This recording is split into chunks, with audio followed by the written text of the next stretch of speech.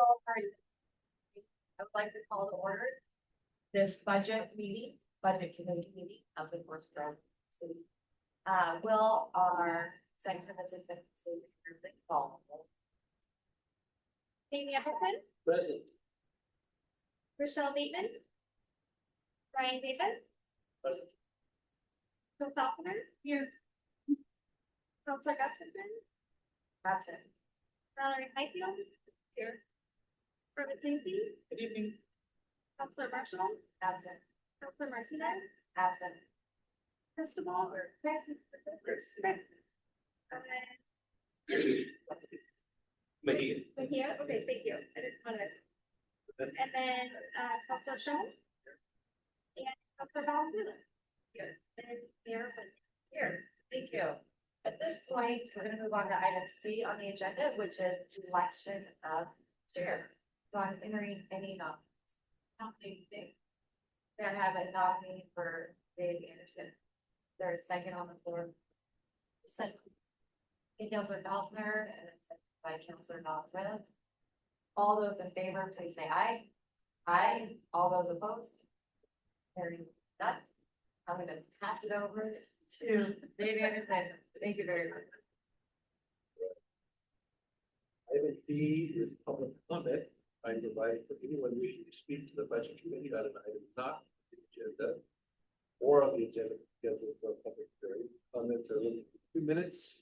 Unless additional time is granted by the chair. Public comment period shall not exceed 30 minutes unless the majority of the commissioners present want to extend the time. Zoom attendees may use the raise hand option. Is there any public comment?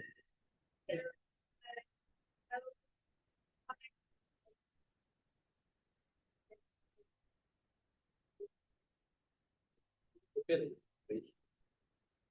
Item E is our consent agenda, which consists of a grand total of one item, which is approving the minutes of May 28, 2025 budget committee. There are any planning issues to make any changes to the consent agenda. Hearing none, do we have a motion to approve the agenda? So moved. Thank you. Okay. Thank you very much. Seconded. Barring any discussion that anyone wants to have, we'll vote. All in favor of approving the consent agenda, please say aye. Aye. Any opposed? Yeah, approved. Are there any additions or deletions to our planned agenda tonight? Okay. We'll ahead the budget message for fiscal year 2025-2027 to our biennial budget update.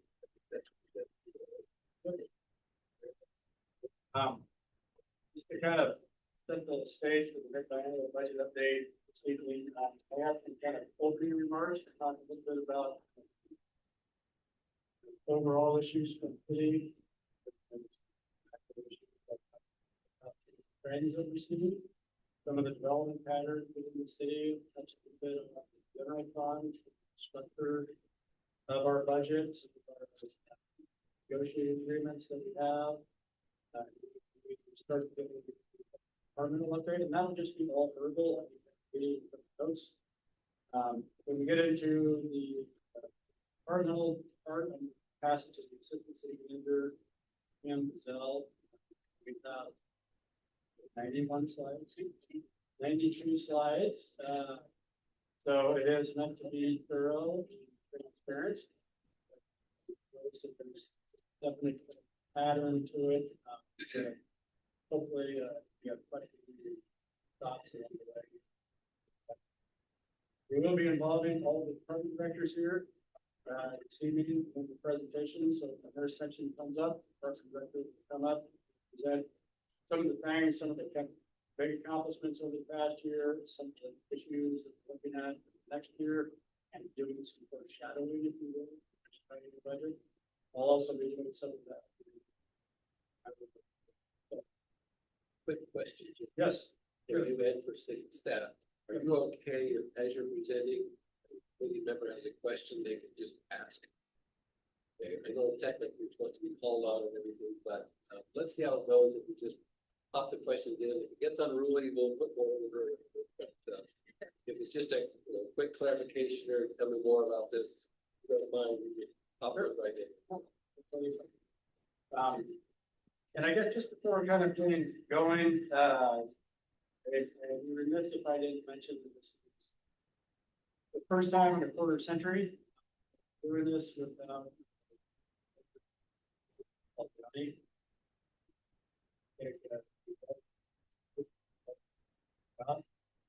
One of the things that I think all probably did best, in addition to was over that time frame, he was able to really instill, I think, public confidence and public trust in Forest Road budget process. Did that to not only his kind of acumen, but also his transparency, willingness to kind of go through, answer all the questions very well. So I just hope tonight we do our best to honor that legacy. Okay, so thank you, Chair, and members of the Budget Committee for the opportunity to give the overall budget, mid-biennial budget update. As you all know, we passed our first biennial budget last year. The biennial budget is composed of 2 years, and it's huge individual one-year budgets that comprise a 2-year budget. I know that sounds interesting, but so in some cases, what you will see is if there was a fund balance that's left over, kind of like your savings account from 1 year, that only gets counted once. So what you will sometimes see in a biennial budget, you'll see overall budget that is approved for say $200,000. If there's a $20,000 savings account, however, that $20,000 doesn't get counted twice. So it's not like it's 100 and 100. It's more like it's going to be 120, 8 cents to comprise 200. Because that doesn't get counted twice. So if you see some of that,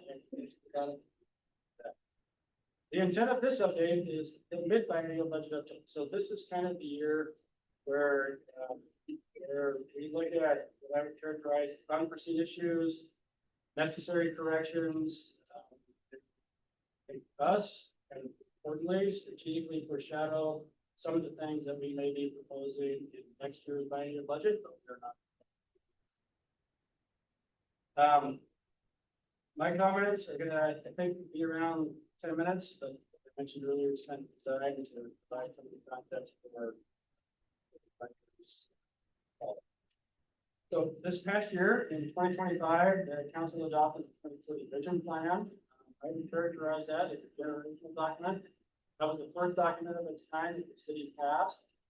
It was based on the most extensive public engagement process that we have ever done. And it really outlines what the city's aspirations are for the next 50 years. Building upon that, the council passed a 3-year action plan. The 3-year action plan is actually listed. I'm not going to go over every goal and objective. The ones that I will say is that the vision is rooted in connection and growing with purpose. The city's values are sustainable, safe, and connected. And there's 4 goal areas, not necessarily priority order. 4 goal areas: the economy, community growth, healthy and active community, and community connections. What I can say is in everything that we as staff do, whether it's a memo, a resolution, a report, a PowerPoint, we always connect what we are doing back to.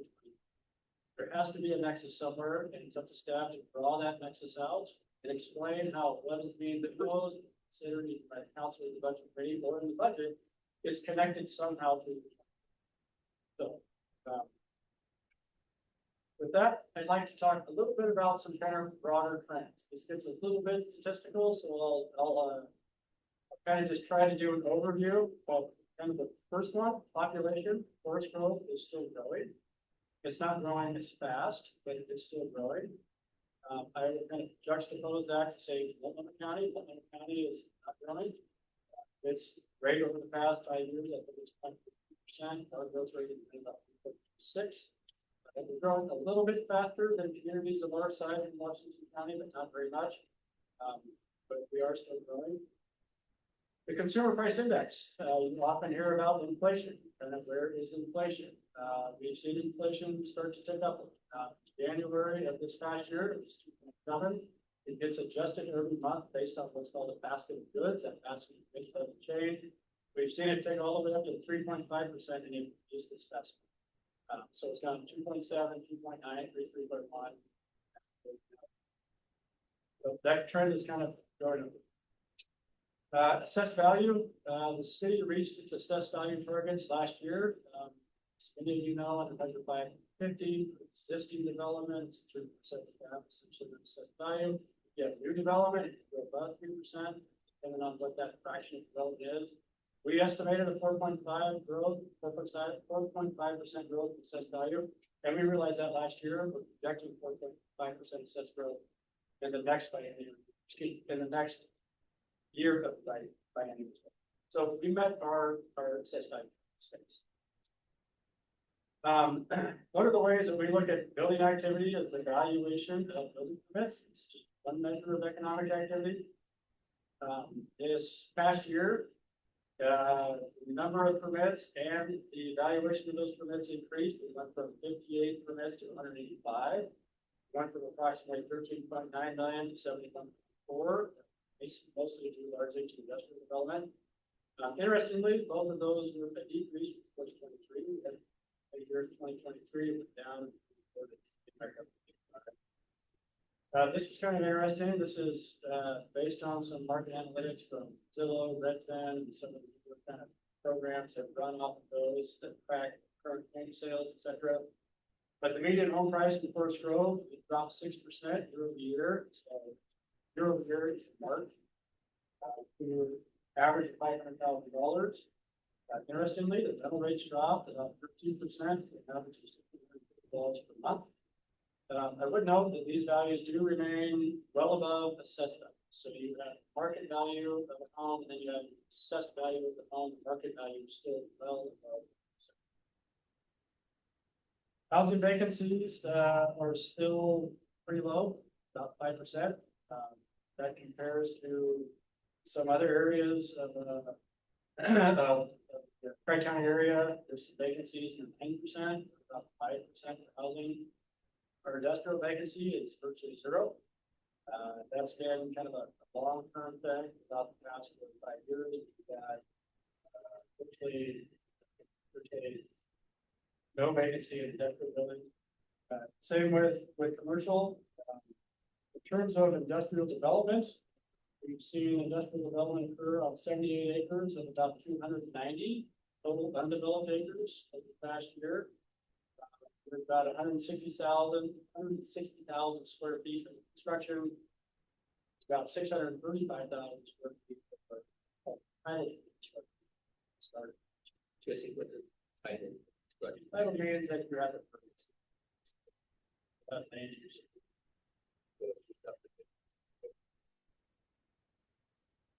Plus another. There's the 78 acres of industrial land. What does that compare with past years? What does that compare with? So it's kind of interesting. The industrial demand is really been, when industrial demand happens, it kind of happens generally in bigger parcels. So the last time we had significant industrial growth was in December, so 2017, 18. They purchased very similarly, which is a 35-acre parcel, and so you know 0, 0, 0, 0, 0, 35, 0, 0, 0, 7. That's much different than residential, small pockets, and same with commercial. Already talked about commercial vacancies. There is some commercial vacancies that are being, commercial buildings are being constructed. Interestingly, Forest Grove School District is considered to be a commercial structure. So at least counted statistically for commercial development, 50,000 square feet of construction. Other than that, exception of the hotel that's being put up, it's 12 rooms, holiday hotel, expansion of the Pacific. There's 376 housing permits that are ready for construction. However, there's no new housing land use applications pending. These are housing permits that are very similar to the title, to ready to build, it's not being built. Don't have kind of any in the pipeline, that's a bit of an indication of what we might see next year. Doesn't mean something might come in, some conversation about it, just haven't seen it. There's 386 apartment units and the plans approval, they have not subdivided.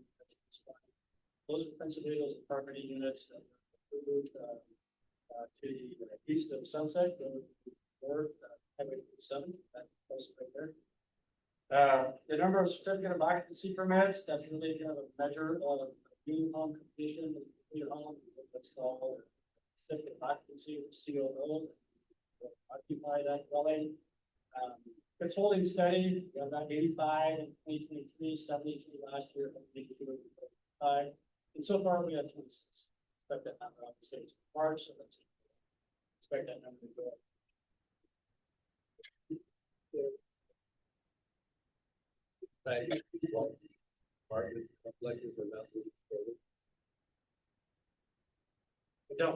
I don't. I think what we've seen from some of the advanced statistics that we just kind of, vacancy rates are going up a little bit. Rates are falling a little bit. That maybe has something to do with.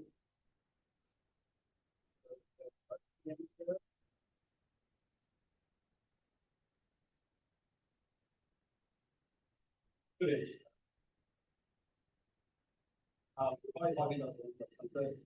So, there was some issue with, open that up.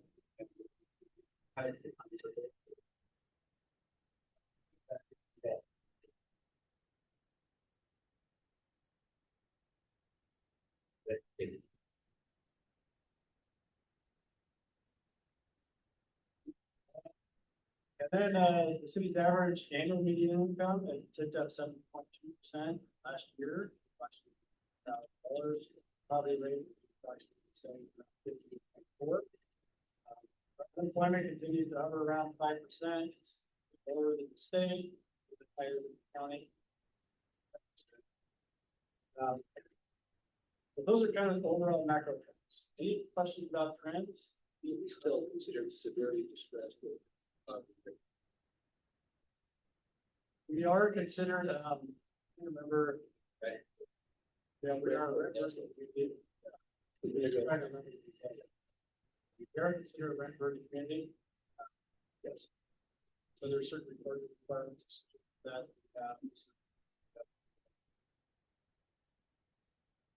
a little bit about the budget.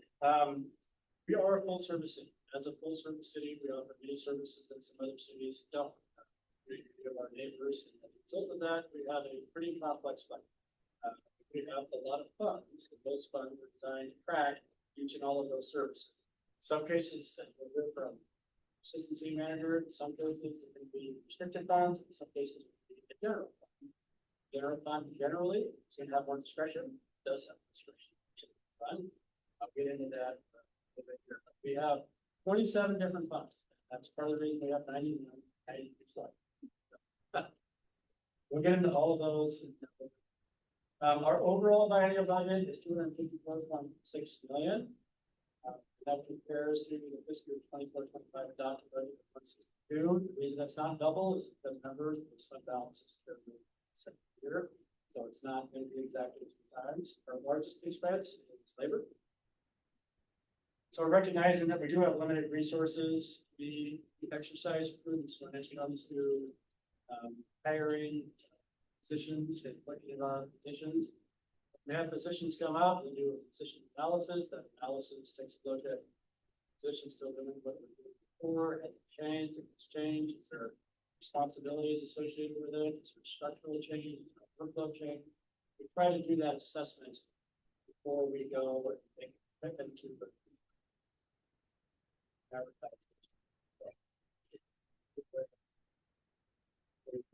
make sure that the workforce is really kind of reflecting what the city to be trying to count. From a budgeting perspective, we do what's called we assume full funding. So we not intentionally, unless we signal it in this budget message, we intentionally don't carry vacancies. We budget so that we tend to hire every position in the budget, as we say. That's a little bit different, so, not all of it, so. Some will have vacancies that they carry, it doesn't matter if they don't really intend to fill them. Or position is in the budget, unless we say otherwise, you can. Right. We have 192.75 employees. For the recollection, this past year, we added some positions as part of the start of the budget budget. We had 3 firefighters, we had 1 police officer, we had a firefighter. Prior to the budget in 23-24, we had 2 police officers, 5. We also added an assistant city manager position, finance director position. We took that previous position that was combined and we split it into 2, essentially adding. So with regard to the upcoming, this second year in the biennial budget, proposed staffing adjustments is we really looked at whether the position was responsive to an unforeseen or changed condition that would warrant the addition, like something pretty acute but unforeseen hadn't happened or staffing change at this point. That's part of the strategic planning in the biennial budget at the start of the budget. We are trying to strategically plan for staffing to over that budget. And in some cases, in the last budget, we approved a position that started in this coming year, associate planner, but we didn't start it last year. It started effective July 1st. So generally speaking, from the big picture, we're not proposing any staffing adjustments except for 1. If that 1 is an apprentice lineman, this would enable the light and power department to train an inspiring lineman to replace a retiring lineman. We have information that we probably have a retiring lineman back here. It's a long lead time to train linemen, so this would allow us to cut that lead time by hiring somebody, get the training in, time when it occurs, get into that position, that position. Essentially, it's a temporary one-up, temporary down instead. A little bit of foreshadowing, potentially for the next budget, some things that we're looking at. There is 1 position left in the levy, that's the police officer. That was scheduled in the levy to be in the last year of the levy.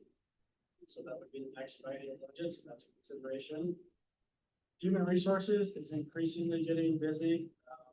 We are looking at some kind of ratios of employees for HR staff, looking at our bargaining agreements, we're looking at just how much workload HR has. We'll come out with some additional statistics there.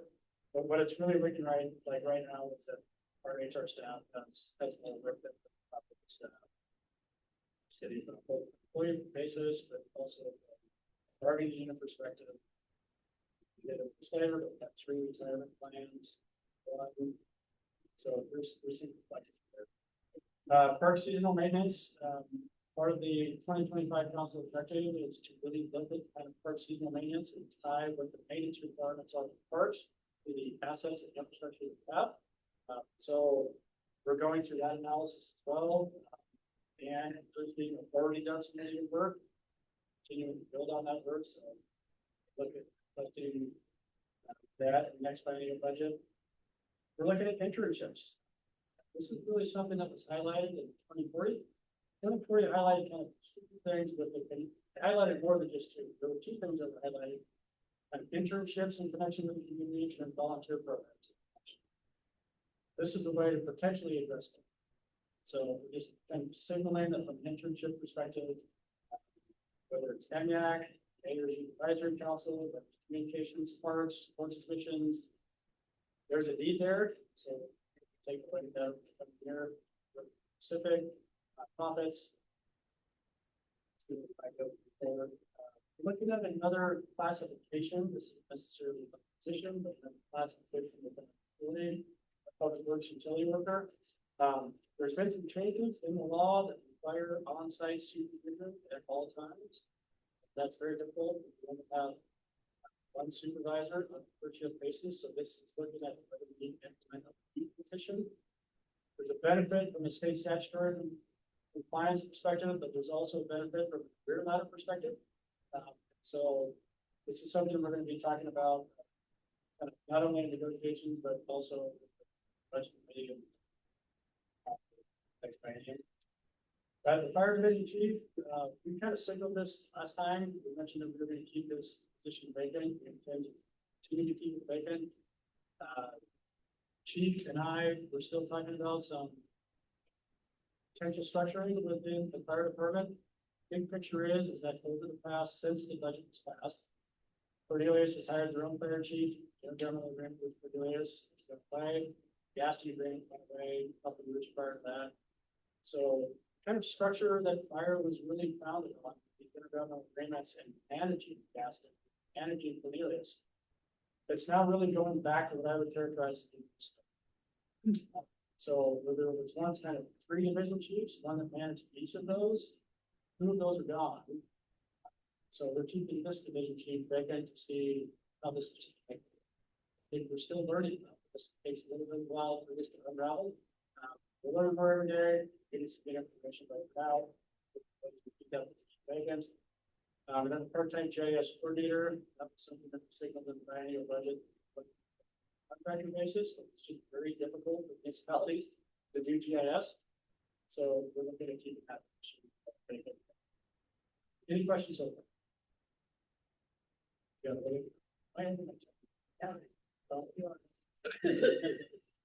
I'm so sorry. But it's okay, because Okay. I don't want this to be a rush meeting. Yeah, okay. I apologize. So we have 3 retirement plans. I'll go through these really quick. We've reached the apex of our defined benefit plan.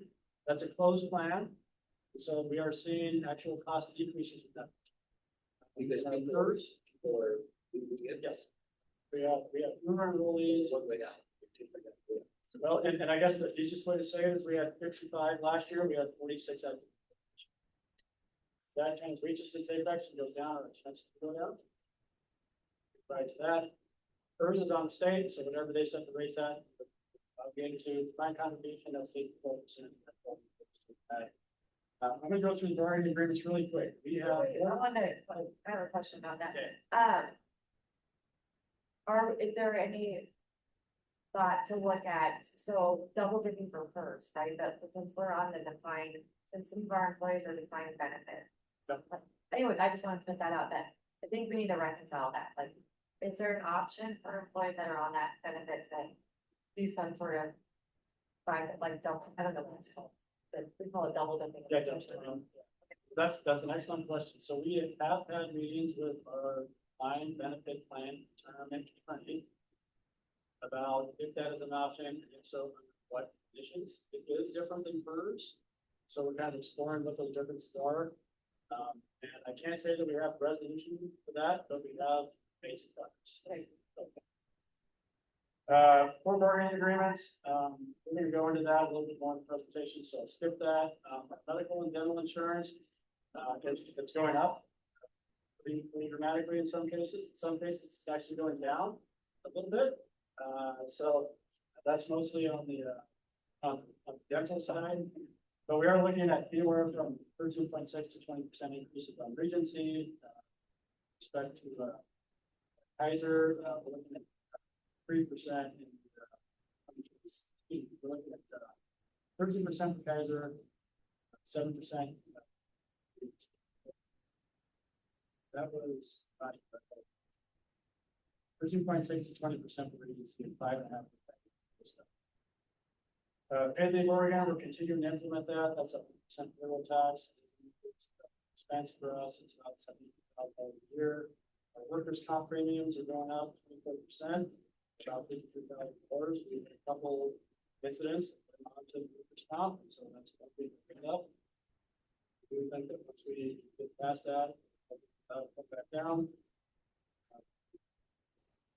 Last but not least, we do have our total property tax rate is $5.90 per assessed value.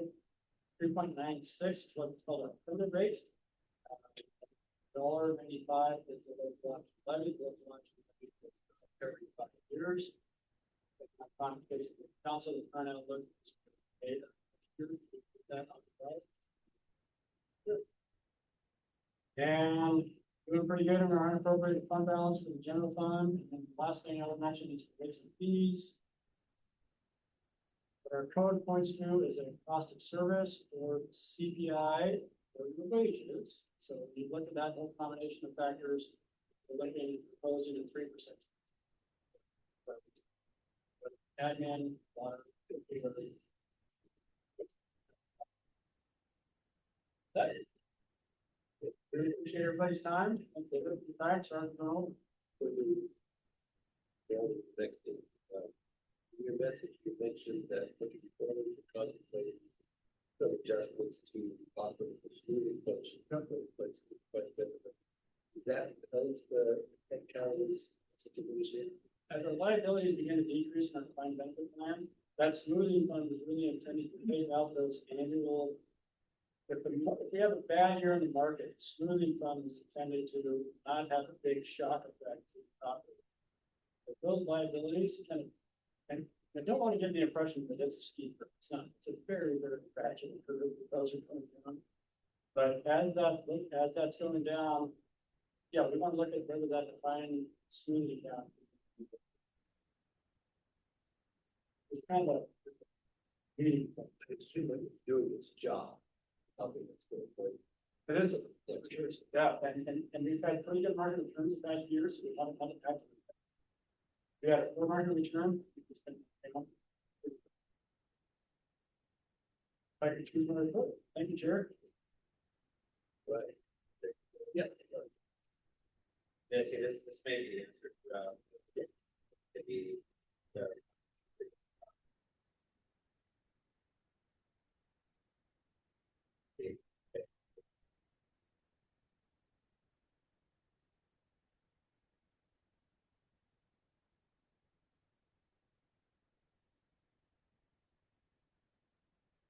Yeah, I think most of those are probably early counselor and some of the presentation. We have in some cases, we've seen some positive impacts, in some cases, we've seen risk go up a little bit on the share price, and in some other cases, we've seen potentially revenue. So, it's kind of.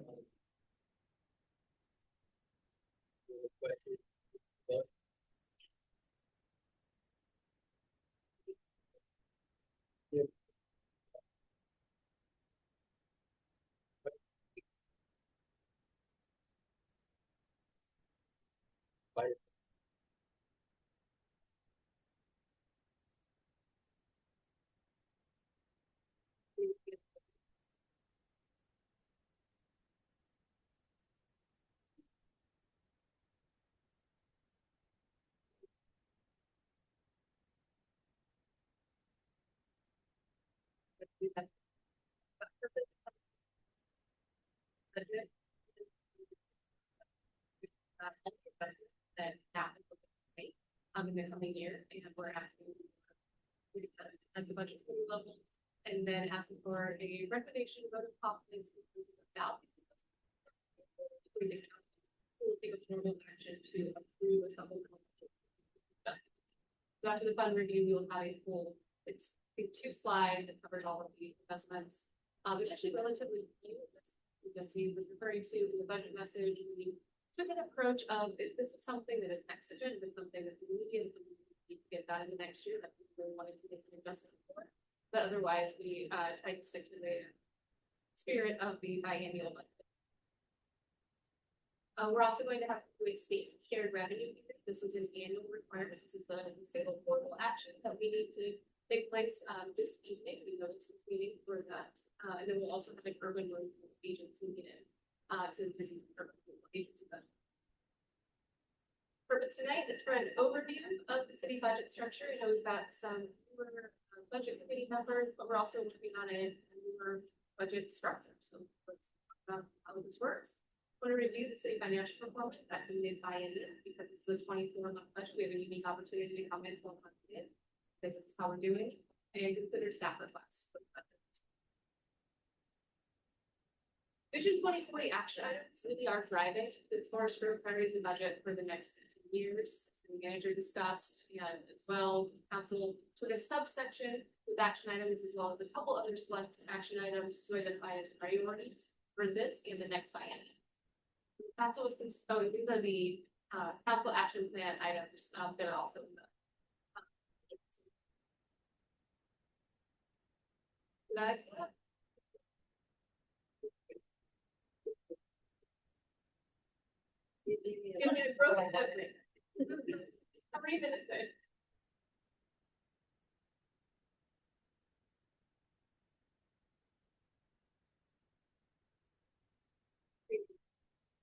So this is a slide that we used during the work session where council considered, and came to consensus on the action plan items. So the idea was that in February 26th, council identified priorities for the action plan, and then in spring 2026, so where we are today, the action plan helps guide any biennium adjustments that we want to make in order to act on the action items. And then this continues over the course of this biennium and into the next biennium. So that was done to kind of true up the budget process with the action. Getting into the budget, as the manager described, we have a 2-year total biennial budget of $204.6 million. About 25% of that is what is considered general fund, that is the most discretionary funds, and a little over 50% enterprise funds, that include light and power. About half of our public works funds, SBC funds, then we have some capital project funds, internal service funds, special revenue fund. I don't expect everyone to know what those terms mean, but we will define them in the next slide. Overall, 27 funds. And here we have some fund definitions. So I know it's a little hard to read, but I'll do my best to talk this through. So the general fund, as the manager mentioned, this is the fund. It's the catch-all. If it doesn't, if there is no requirement on a fund, then it becomes general. It is mostly comprised, or is significantly comprised of property tax revenues and levy tax revenues. And this is where we have most of our discretionary use. Enterprise funds are the funds that account for operations that act similar to tax businesses, where we charge some sort of rate for service. So again, this is light and power, this is our public works, sewer, water, as well as some of our SCCs. Special revenue funds are funds that account for monies from very specific revenue sources that are legally restricted to that specific purpose. So in order to meet that legal restriction, we keep that in a separate fund. Internal service funds is how we fund internal operations that impact the entire city. So one example of that would be our equipment. Would be like our equipment fund, which is how we fund most of our fleet vehicles, and so that is funded by all of the departments across the city, and then we're able to buy new vehicles. Our IT infrastructure is also funded. And then we have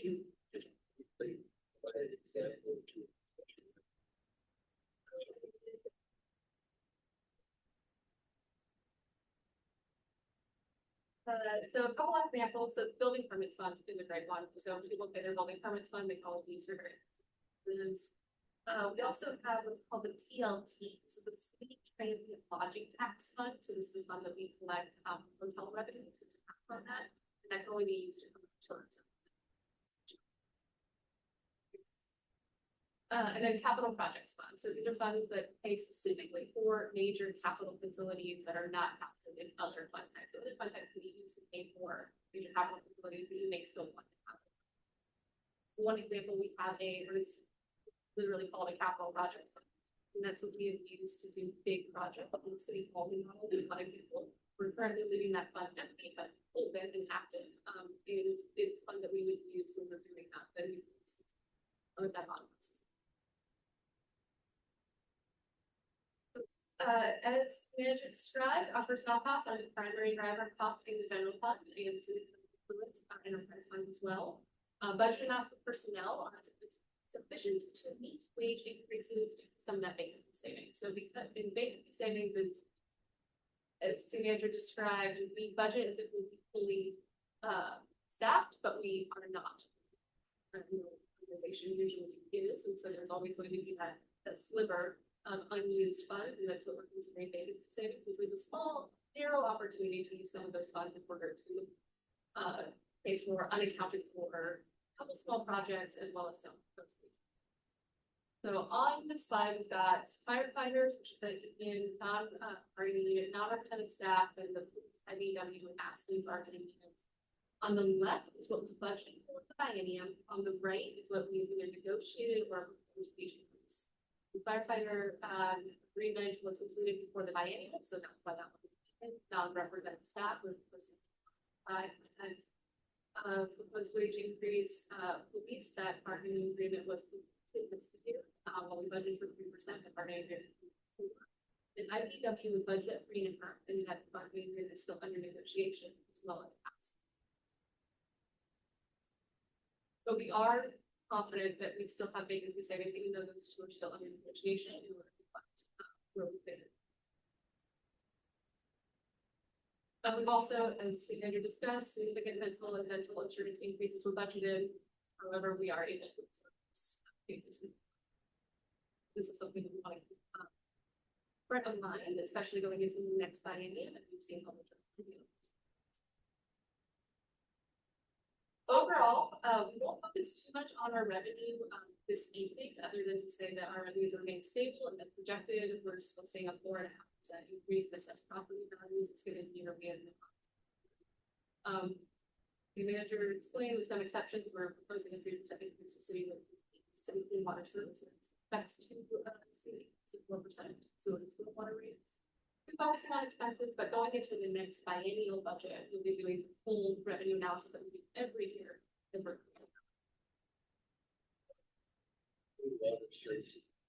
actually, a cities. I think that we still working out what a couple different features of that. One, how much would they pay when methodology for how we account for that cost? And then two, how does that get included on the bill? Is that within their rate structure? Is that on the bill as a line item? Preference.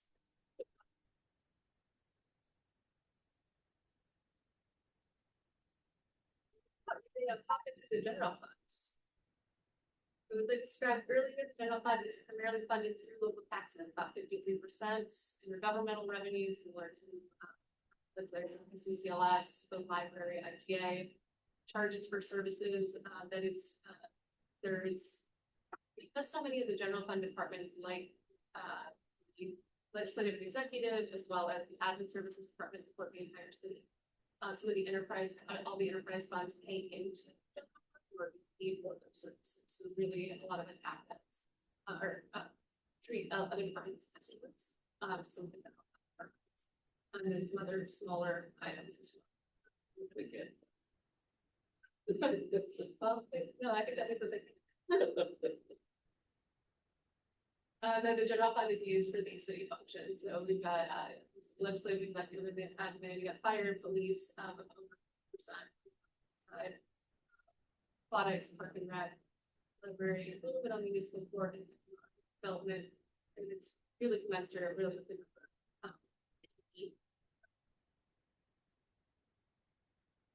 we spent a little bit of time going over this chart. Gone through the PowerPoint, you'll see this chart about 16 more times as we're going through. So in the left-hand column, this is the adopted biennial budget. This is the amount that was appropriated to be spent over the full 24 months. The second column, expected year one performance, is how much we expect to spend in the first year. And then the third column, that's the percentage. So how much, the second column, what percentage is of the first. In this case, 44%. If there's any requested adjustments, that's been totaled in that fourth column.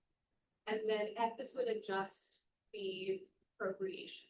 So Sally made a very good observation earlier today that $175,000 plus the $61.8 million does not equal 61.883. That's only a $60,000 change. The reason is because sometimes we're making adjustments or requesting adjustments that are within a fund. And if we're making those adjustments, it doesn't change the overall amount of that. But in cases where we are making adjustments that are cross funds, then it would adjust them. So it's a transparency thing, but you will see that typically actually one fund where it's being transferred across fund, what adjustment. But overall, and then in every one of these slides, the footnote section, describing anything of note in this chart, vacancies in our direct expenses. We'll talk about that as we looking at legislative, executive, and administrative services. Looking at 52% of L&E expenses, and then admin expenses were 41%. L&E expenses align pretty closely with what we'd expect from the budget, although because this is a biannual budget, it's 24 months. Some budgets will see maybe front-loaded or back-loaded, depending on what we expect from projects. In the case of legislative executive, possibly slightly front-loaded, and that's due to some council travel that was taken in year one, that they taking in year two. It's not to monitor that. And then administrative expenses are low at that 41% due to vacancy. Some accomplishments in year one of the biennium, we supported department projects. The council passed the sanctuary city ordinance and the LNE admin services departments helped with that training, signage that was required of that ordinance. Completed the 2040 vision plan, hired me, hired a finance director, completed the police contract. We're looking forward to completing the redesign on the police facility. Did a fantastic state of the city presentation. Thank you, Mayor. Hosted a civics impact and our great comms team. We updated the employee handbook for our team. Looking into the next year of the biennium, fully implementing the 3-year action plan, finalizing both the APSME and IBW contracts, doing a comms and branding plan, comms plan, as well as happening the police palette. Talk a little bit more about those bottom 3. They run right into some adjustments we're looking at making.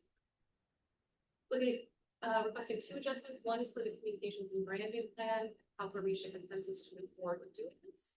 It does require $50,000, and we are recommending that comes with the second is police bond communications. This is for things like items to give away. It's for trying to promote, share public information about bond, as well as doing an at-home mailer, so that residents understand what it is that we're asking for. No, $1,000.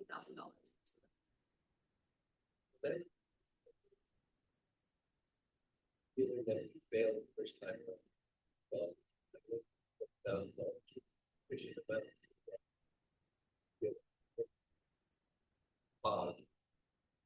I understand that. Welcome to have that conversation.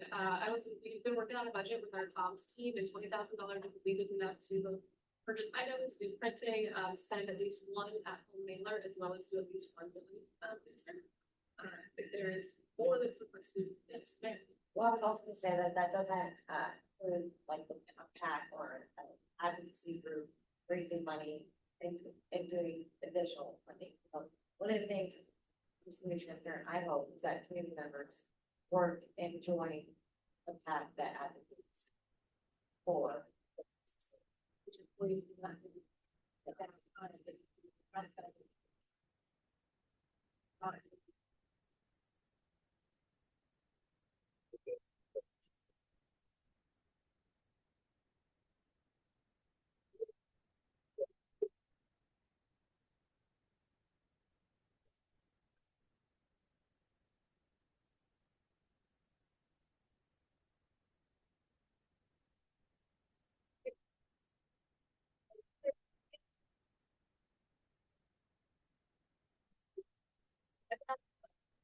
So again, 50% of the biennial budget spent or will be spent by the end of this year. And we also, this is one of the budgets that was back level, but spending will increase in year 2 with the kickoff for the economic development strategic plan, which is another item in Vision 2040 and the 2060.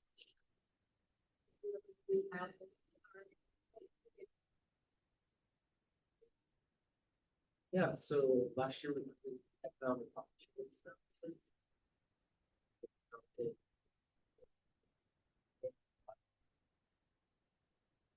Okay.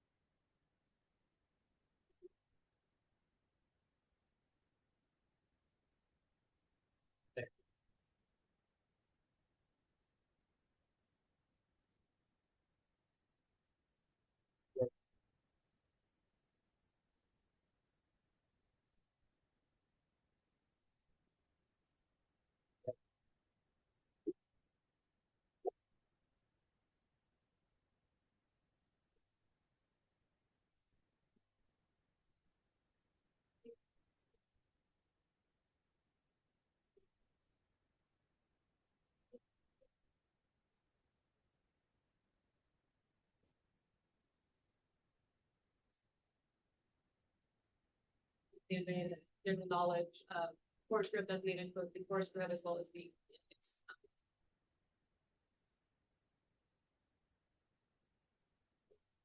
library.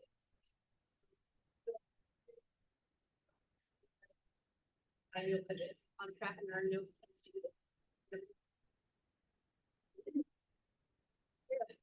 this last year, as you can see, we offered 450 programs, and that included all those fabulous story times. We have a very active teen library council, and they've done some really good programming as well, and of course, we have programs for adults. The 3,000 new materials that we purchased this last year were comprised of usual suspects, a lot of books, but we also have movies, of course. And something I wanted to highlight would be the Library of Things.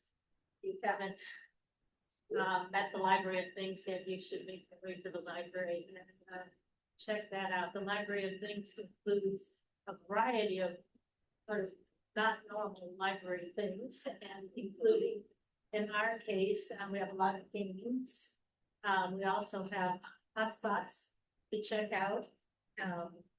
So again, it's new, and we're working to make it better. It's very, very popular.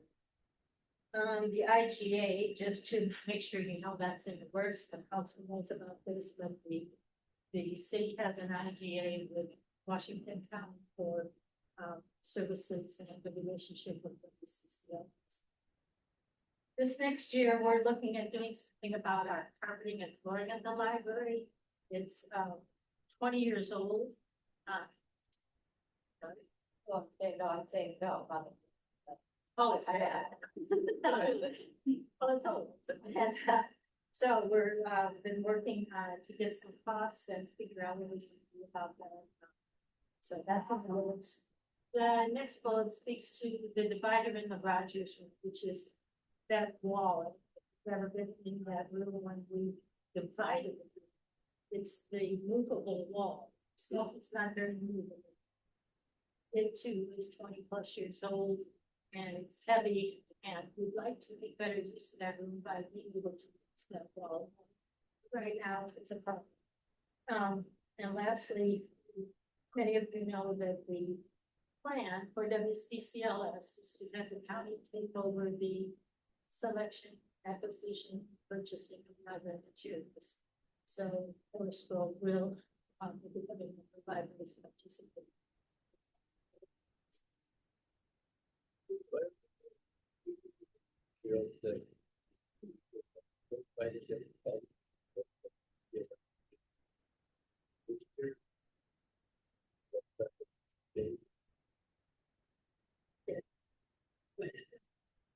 Yeah, the initial, so that's part of the intergovernmental agreement. The intergovernmental agreement, there's two of them. One's for governance. That sets up policy committee that we call in the executive. Agreement.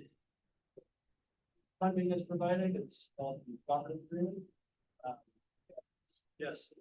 First year, because of the increase in the levy. Because you can sense that the county did countywide. The city is going to receive approximately $240,000 more. With caveat. And the caveat is that previous agreements essentially were structured so that libraries would know what their funding was each year. This agreement is not structured like that. So of that amount, 55% of that amount is from the actual levy. About 35% of that amount is from the actual general fund. So county does retain on the essentially general fund. That was kind of rescue. Or in the first year, the general. We find really not necessarily. Budgeting. That answer your question? Yeah. All of the other years. Yeah.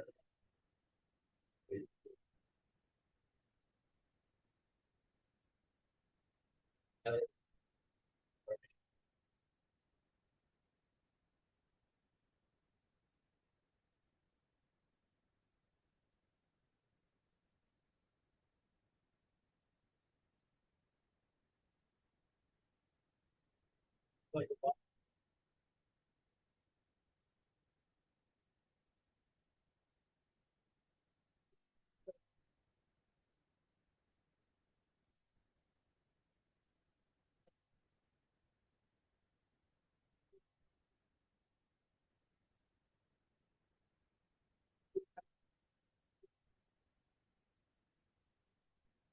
By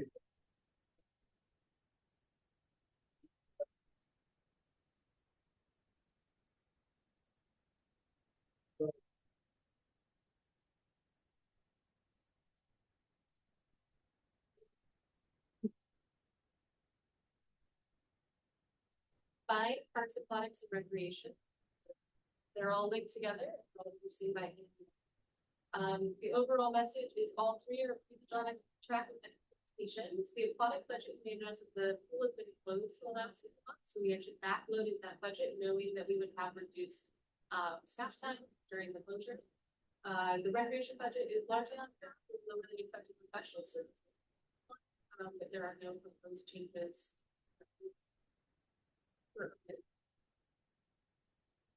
Great, thanks. So some accomplishments to highlight for this last year. We did successfully complete a fire fuel mitigation program and are now in a forest rehabilitation phase at Thatcher Park. Trail expansion at Stites Park. For aquatics, we have implemented some expanded in-service training for our lifeguards. The result of that already has been an increase in morale and retention. We were also able to add some really specialized training tools, which have helped tremendously. We're just wrapping up another major facility upgrade with the pool deck being resurfaced, locker rooms updated, and plumbing lines replaced. In recreation, we've steadily increased and expanded events, classes, and programs, and are just starting to dip our toe in the water with the development of adult recreation opportunities through the establishment of adult pickleball leagues. So, seeing some great success with that. So mention of the about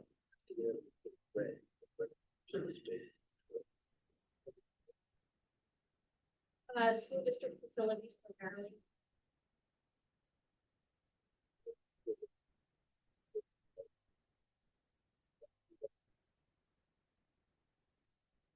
We'd love to have our own space. But that's a pretty big undertaking. And that'll be assessed in the parks recognition.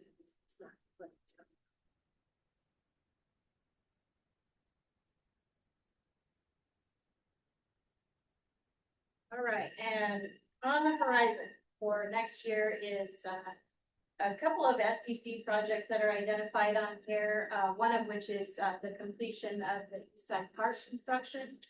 We're just a couple weeks in on that project, but making good time. Department-wide update to the master plan.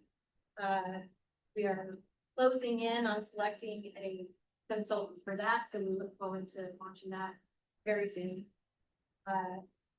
Also, a thorough review of the Lincoln Park agreement with Pacific University. And then personnel maintenance analysis. Taking a very close look at how our parks maintenance staff is doing the work, and do we have enough people to what we're currently doing and what we hope to do.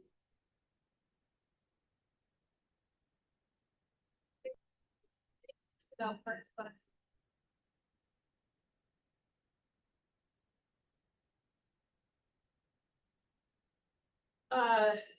not a classified, like organized plan. That is something that's been identified in the master plan update that we it's a trend,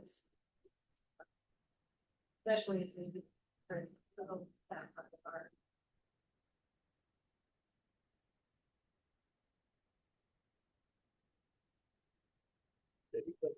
fire break.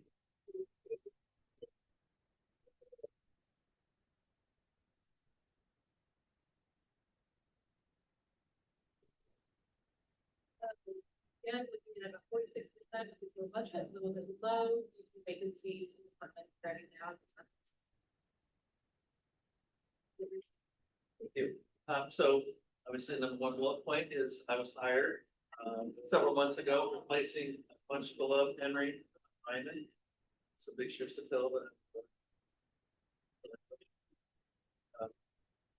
Earlier, beginning of this year, the city council reached consensus to approve the police facility bond November 6th. So we're gonna start working on that. I'll talk about that in a bit.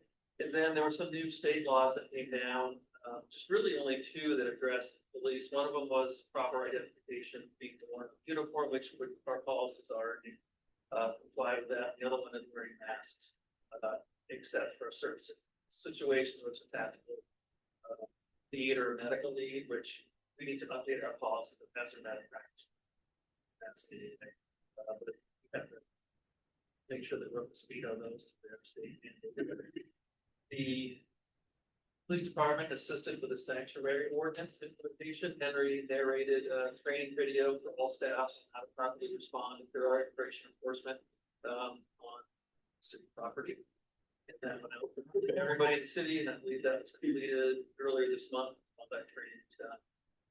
The community outreach reached out and did some scam training, mostly to vulnerable elderly members of the community. There's a lot of scams going around right now. There's a big uptick in scams about. There's usually three of them. One of them is you have a warrant for your arrest, so you have to go get gift cards or money.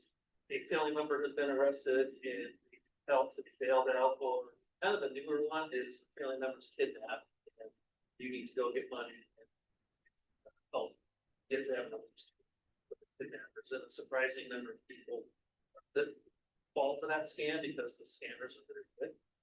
They're fall for that scam, not to kidnap much of those big kind of like a computer virus. So they're out there, they're doing that. It's hard to arrest and convict because a lot of times they're located outside the United States. So the best way is to train. Earlier this year, the Everett Police Department very graciously donated 2 mountain bikes to Forest Grove Police Department. They totally retrofitted them and updated them so they're almost in brand new condition. So we have 2 officers at the end of the month that are going to mountain bike school and trained up. And then they'll start hitting the streets probably in June or July, going out to community events, but also provide some unique proactive policing techniques to the city. So I'm looking forward to both the community interaction part of it and also the enforcement part of it. Imagine them going out to parks and driving around at night, catching people. So that's what you love to see that. And for the rest of the biennium, we're going to focus on community education events. Both introduced me, Chief Ryman really worked hard on that community connection. And I want to kind of continue that, make sure that we don't lose any ground and keep pushing forward with that. And also public education, factual, unbiased information about the new police facility bond. And so we're going to start breaking that up next month, going down to some of the community events, the first Wednesday, those kind of things to provide that information up to people. A big goal of mine is to achieve a fully staffed operational police department. Right now, we're down 6, likely 7 to someone probably going to be party next month to move to a different part of the state. And so it's challenging. It's difficult to hire, recruit, no matter what profession you're in, but particularly for law enforcement. So that's kind of been a focus. Will be a focus of mine for both retaining the good officers that we have and recruiting good officers in to replace the vacancies. I also kind of goes hand in hand with not having a fully staffed department is having good core training. So defensive tactics, use of force, EVOC driving, those kind of things. We're meeting the state standard, but we really should be above that. So one of the goals is to try to figure out creative ways so that we can increase the core competency training to our officers to provide that high quality standard that we want. City. And I'll talk in the next slide about the body worn camera contract, but we're finalizing our RFP request for proposal to replace our body cams and then exploring collateral assignments.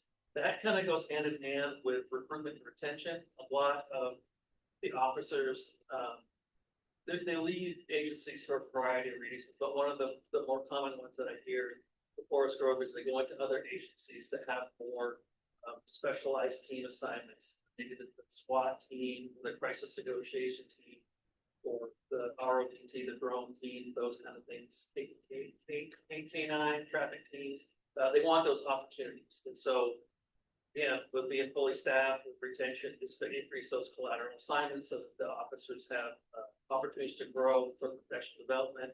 In turn, that also provides better retention, but also better level of service to citizens. Of course, growth. Especially things done in other regions. Most of them are, a lot of the multi-agency teams around the SWAT team, multi-agency, the crisis negotiation team is, the ROTT, mental health response team.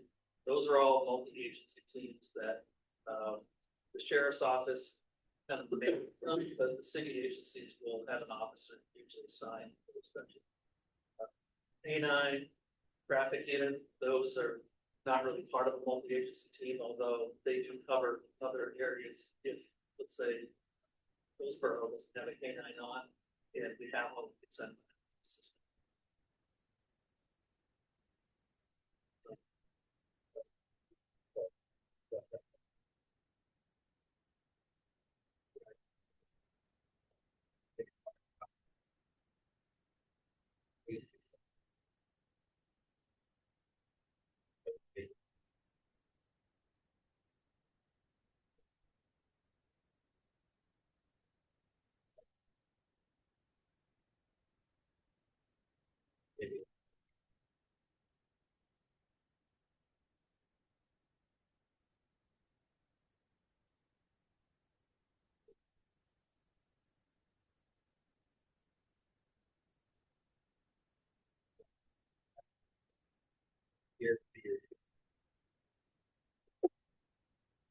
Yeah, past this, past November. We look at trying to go out on street. Design. Most part complete, value engineering.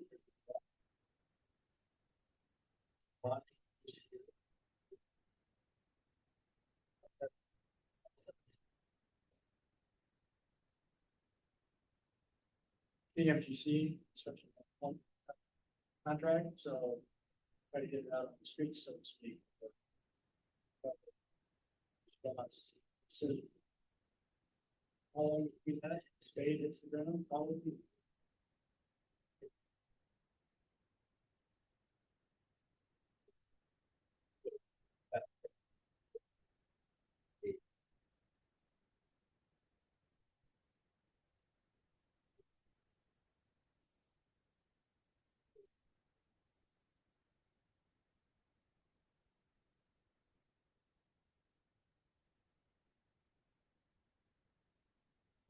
We had that's done.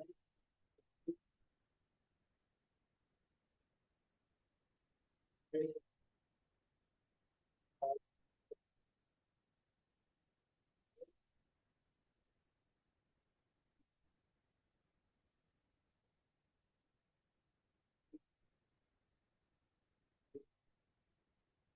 Those places. Great. If a bond passes, it doesn't pass.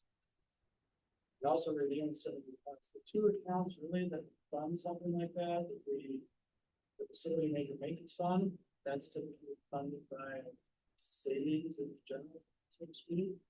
And the other one, see, excise tax fund, so that later, that's the fund that's, over utility fee, well, every month. So those are generally fund balances. Potential for stuff. But that right is responsible.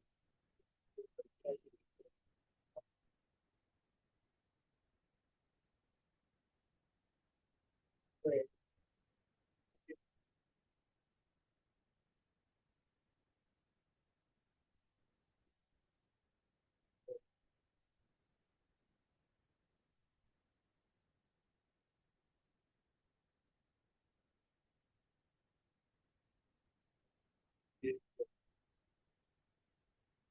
Yeah, it's a good-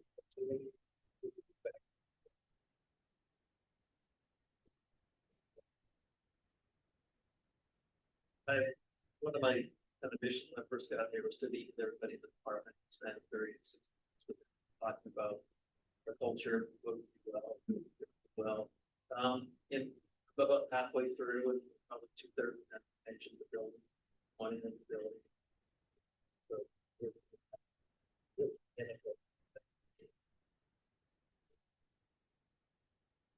think that is a part of it as well.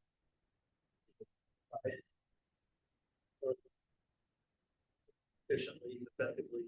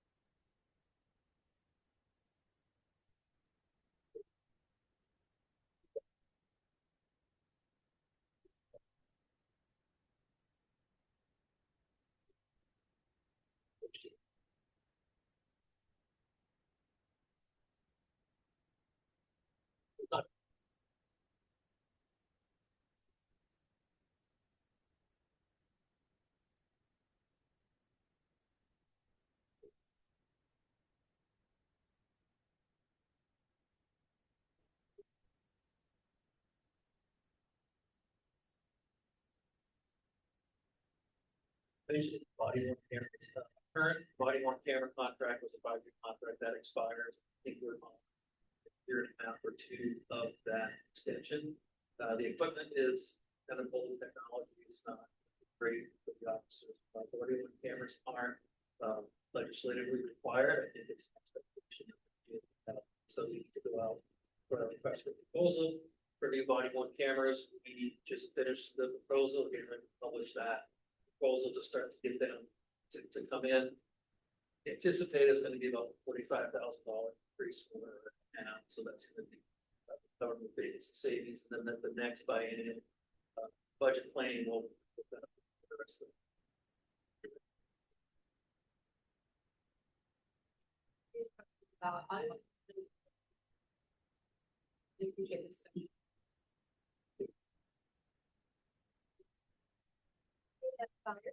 Well, 45%. Spending. I we were discussing budget message on that vacancy savings and we went with that division chief, position based, while we determine the best way for the future. Hey, thank you. Good evening. Last night we presented to the council draft EOB update. To the council of the 26th this month with the resolution seeking approval.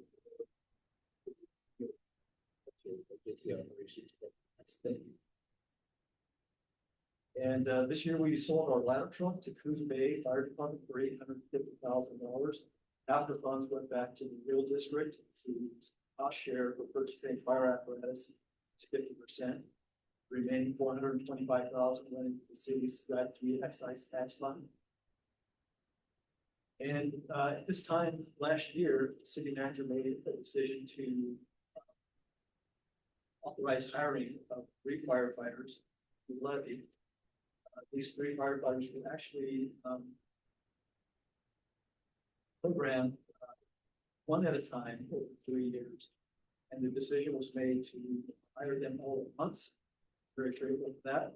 Grateful for the committee who supported that, council supported that, and approved the budget last year. As soon as that was done, we coordinated with our human resources department. We did firefighter recruitment. We hired actually 5 firefighters, so 2 vacancies. So that scale will put 5 firefighters through the academy, a 12-week academy. In family orientation, we brought them on board. Special attention to them and their training before we put them on the floor as first responders in December. Then in January, we started doing data, which I'm going to show you in a moment, about the impacts, the very positive impacts that decision has support hiring those 3 firefighters have made on our ability to respond to the city.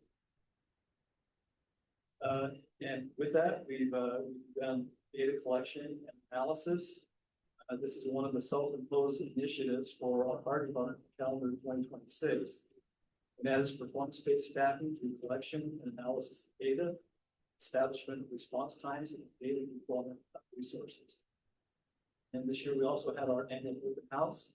We do that in conjunction with Light and Power, which added a boost, I think, for our annual show and tell. And there were hundreds of residents and visitors that came by, and they got fire prevention information, burn prevention information, and information about Light and Power and all of our departments in the city. We also terminated the former IGA with the city of Cornelius for management oversight services. Then we created a new IGA in Cornelius for fire inspection and PIO services. Moving forward for this year, this coming year, we're looking forward to completing the Northern Fire Station study. That study will essentially cite, not fund or plan, but cite the location, the right location for the future fire station. That doesn't include it. That's correct. No other design plans or funding at this time, just the site. We've also purchased Telestaff, which is a hiring software. We're hoping to go into full functionality of Telestaff here soon. Telestaff will take a lot of staff time away from having to hire firefighters, particularly on overtime. We're talking about non-discretionary overtime. If we hit a minimum, firefighters have vacation, sick leave, FMLA, injury leave, things like that, right? And so occasionally we have vacancies that we fill. Telestaff will deploy Telestaff to make those decisions on who to hire and when, and provides a really good level of fairness, and it's done really expeditious and efficient way. I'll talk about Telestaff just a little bit more. Next is the volunteer program. We have revised the volunteer program, and what we're looking at with our new volunteer program is to customize the program to meet our needs, because of the fire department and the needs of it. And so we've broken down the volunteer program into 3 different branches. The first one is first response capability. These would be firefighters that already have or are state certified through the Oregon State Fire Marshal's Office. They have their firefighter 1, their certifications, and they're ready to go. They're ready to respond. Absent some training that we provide them to orient them to our equipment and procedures, they would already have that firefighter certification capability to step in.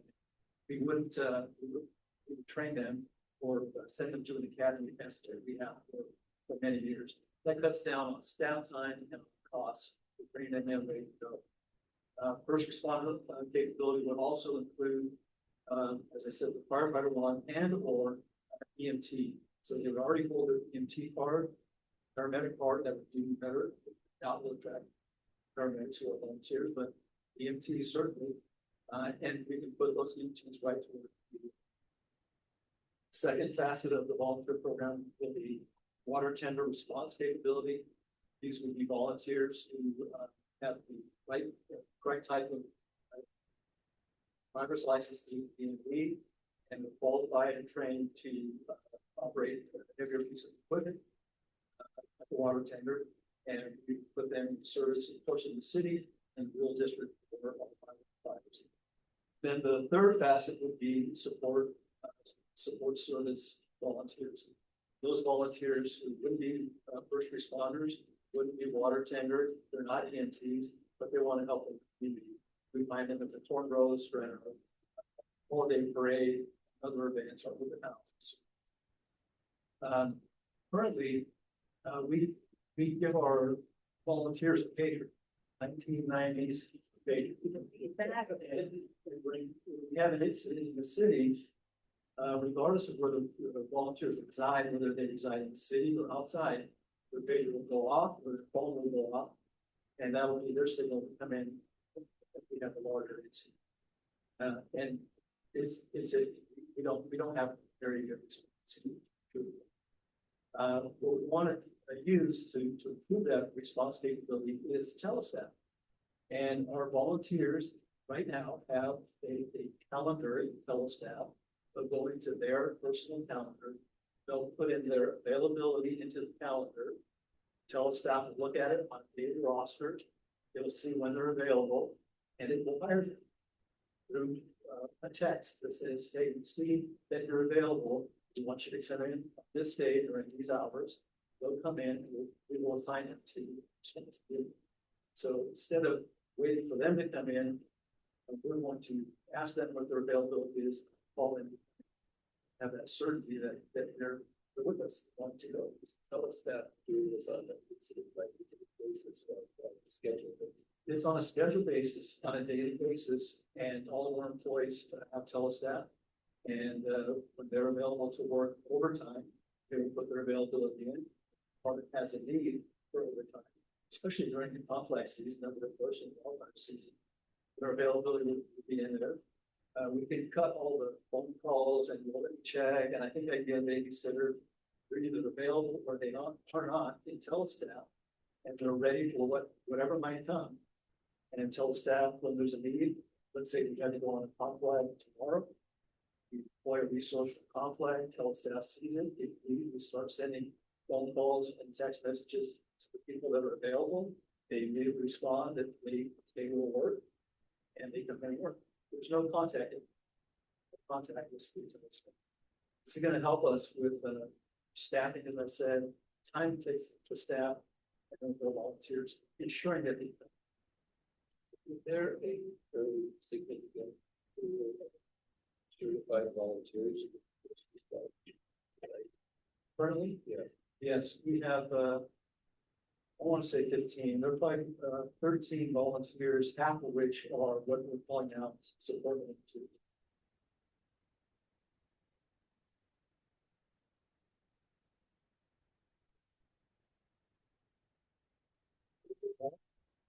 That's the volunteer program, monthly data reporting and the daily resource deployment. Those are kind of all in one here. I want to show you some of the results that we had just very quickly because of the hiring of these firefighters. We budgeted for last year. This is the gift that keeps on giving. I know you can't see this. There's a column here with some red marks. This is a calendar of the 30 days in April. Those 4 red marks are the days that we did not staff 2 units. All the other days we staffed 2 units. 2 unit response force growth is extremely important. We're averaging 13 calls.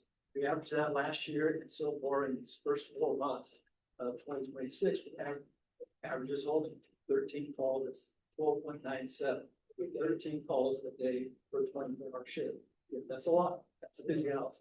So this is a really good show of the benefits of hiring those extra firefighters on the levee and what we're doing with them in establishing 2-unit response as much as we can. I'd like to see it 100%. This is the same information, but without the levee. You can see a lot more red in that column now. In April of this year, 87% of the time we were staffed with 2 units. That's wonderful. Had we not had the levy, we would have been staffed 43% of the time with 2 responsibilities. That's a huge impact on our community. I'm going to bring it all together here in a moment. Because we're staffing 2 units, here's what I would say was the dependency on other units, mainly from Cornelius, coming into force growth to service our medical emergencies and or fires. In April of 2025, Cornelius responded 78 times to provide aid to our community, big calls for our community. In April of 2026, 57 times. That's a 27% reduction because we're deploying 2 units per day. all of the data is aligning. Overall, in 2026, this year to date, 4 months, according to this is coming in 38% less this year versus last year. That's a huge difference. We asked our firefighters to make improvements on their own as well.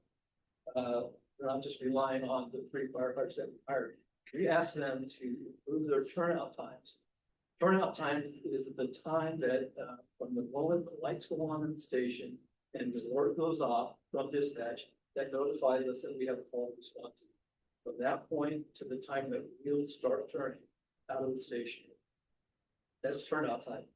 We asked them to improve 1 second at a time. We didn't hold anything punitive over their heads, but just asked them to make improvements. We put these dashboards up on the television, these little speedometers, and there's 3 of them, one for A shift, one for B, and one for C. And firefighters are competitive in nature, and they can see what their response time, their turnout times are compared to the other shifts. In 4 months, beginning in January, we have made a 22-second move. That is huge. It takes a lot to move that needle. That speaks to the dedication of our employees. We just asked them to do better. All that information culminates into this. In 2025, we're talking about priority medical calls. These are medical calls that we respond to with lights and sirens. In 2025, in the first 4 months of the year, we responded to 517 code 3 calls. Our response time threshold at the 90th percentile, which means 9 out of 10 times, we responded within 6 minutes and 50 seconds. That was in 2025. In 2026, because we're taking more of our calls, we're depending on Cornelius and other departments less, taking more of our calls, which means our patients are waiting less time at their own emergency to be serviced. They're not waiting for a unit to come in from another city. We're taking those calls, which means we have higher call volume. So from January to April in 26, we responded to 620 calls. We did that in 6 minutes and 40 seconds.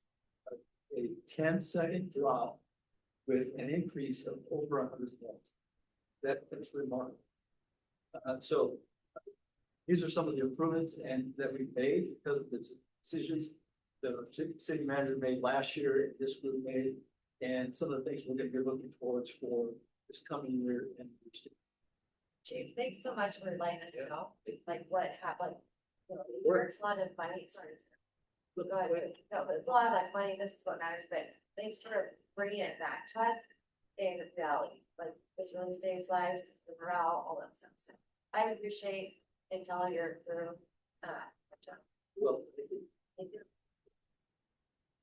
So real quick, there's one more adjustment and then we'll be the halfway mark. So who is this? yeah, thank you. So we have plans to make some repairs to our, the station was built in 1995.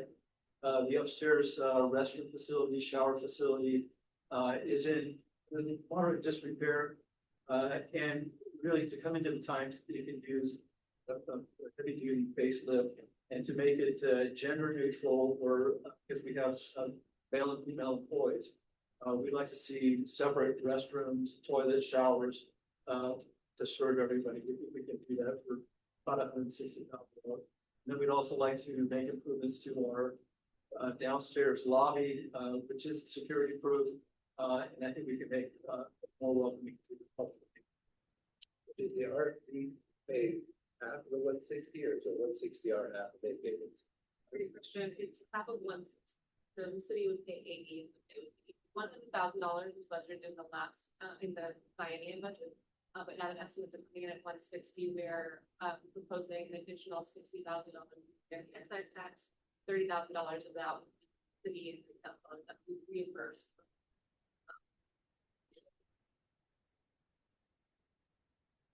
Any other questions about? I have a question about that.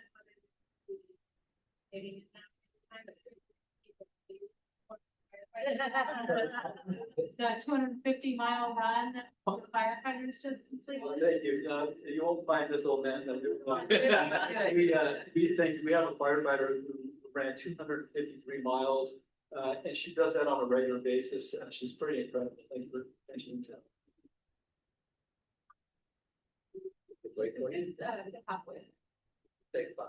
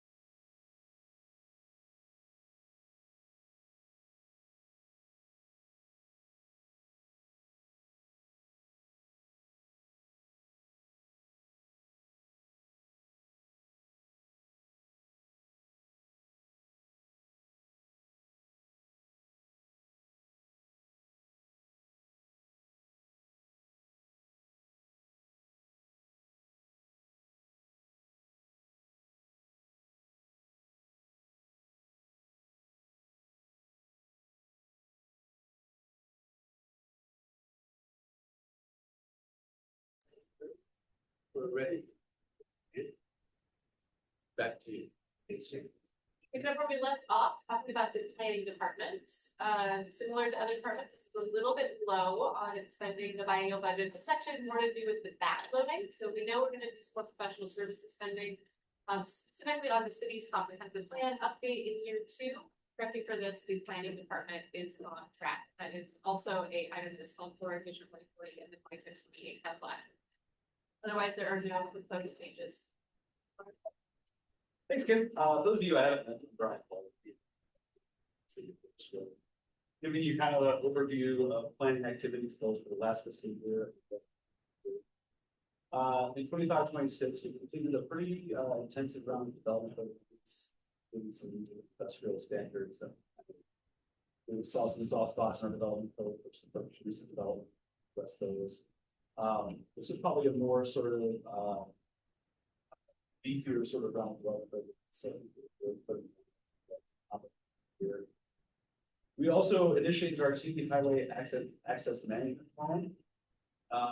This might surprise you for the number between Quince and we saw the Forest Road. City limit of Forest Road. There are 33 driveways. Like something consequential, but when you think about this, it's sort of like every single driveway is a potential conflict. Where accidents happen, where people pull out hit bicycles, where kids are walking along the sidewalks, they also have sidewalks. It's a big deal. And so it's a safety issue. And so we are looking at some strategies about how to deal with those access management there. Where we might be able to consolidate those and driveway entrances. Have some short-term solutions as well as long-term solutions. Some of those things are things that we can do immediately. Some of those things are things that will require redevelopment. So they're within the next 5 years. That would be our kind of roadmap for how to take. We also initiated the housing capacity analysis. This is sort of a document that came out of the state legislature. We speak about the housing needs analysis. Now, there's some extra work that goes about it. So figuring out what vacant land you have, what your capacity is for development, what densities can be developed. And then after this plan is passed, we also have what's called the house production strategy. That kind of takes this information and says, how are you going to produce something? All these things. But the same homes, I think, same apartments, low income, modern income, high income, all the strata of housing is in the area. To begin that's a PLC grant that basically worked with the PLC with the State Department of Administration. So just think there's the planning part for the state. They assigned us to a contractor with this project. We finished up by beginning of 7. And this next column, British housing passing. But back to 25-26, we also finished our historic landmarks board guidelines. That's why I'm not familiar with the Hamilton Historic Districts. 4 of them, they've traditionally all been residential. Last district formed was the downtown commercial board. And you look at all the sort of design guidelines that were development in the sort of districts that all kind of centered around residential property, commercial. So we have to sell this.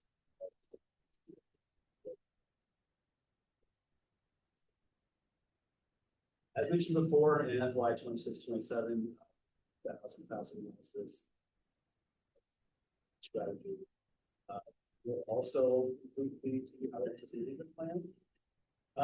We're going to also initiate urban reserve area building analysis. 2014, the legislature had this big sort of legislation that came through that was basically what we call grand bargain, extended our boundary, added urban reserves to the west of Forest Road, which is kind of like the sort of just outside urban growth boundary, kind of the next land up, if you will, for development. We've got a concept plan out there. It's up in the bill, so steep slopes, forest interface, fire, black structure, things like that. So thinking right now is to kind of do an exploratory look at that area, and see what development might look like up there, if it's feasible, if it's feasible, it's a, what is it, costs. Yeah, how do I do it? So that will start off in 627. And last but not least, we're going to initiate a comprehensive plan update. This plan is basically a roadmap for development. City. Term you got your land use, or sorry, we've got it. Sorry, determine sort of like where land use patterns are going to go, the densities there. And it's going to be a multi-year effort. We'll kick off next year. Heavily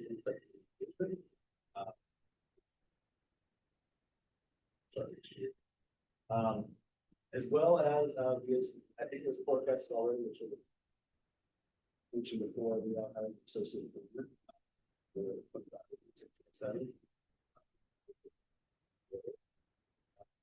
A lot of work.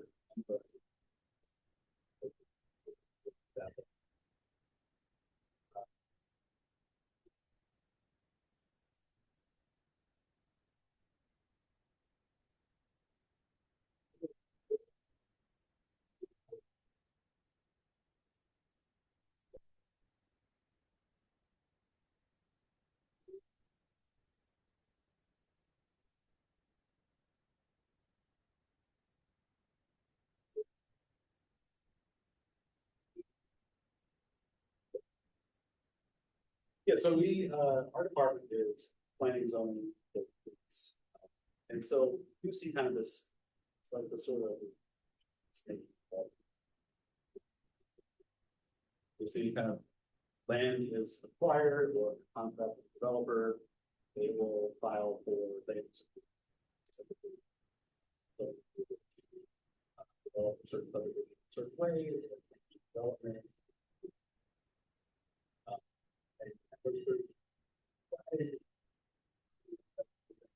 The actual permit. So you see this sort of cyclical, you'll get 2 or 3 developments in the pipeline, with David Hill, 47, seeing that right, developments up there that open for land use.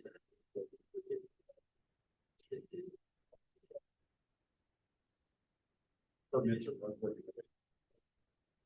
We still have a lot of those lots left to kind of develop, but we don't have anything filed right now for the new subdivision. We've got a few more sitting around, kind of talking to staff and sort of getting some sort of preliminary sort of parameters on development, but nothing filed for those. That's not atypical for us, and often see that sort of like swell of land use entitlements, flats, building permits, and sort of benefit. So, but it doesn't always work like that. So it's not atypical. So you have to adjust your stacking to deal with 75 homes 1 year, 75 the next year. Well, we'll get to the building portion of the budget a little bit, and you'll see also under we have budget position where we have not built up, just we talked about earlier, to expressly say otherwise, typically higher budget. Building is one where, because that's a pretty cool sort of process where suddenly you might get 50 home permits and 4 or 5 big commercial projects. The higher pretty big. So have kept that for the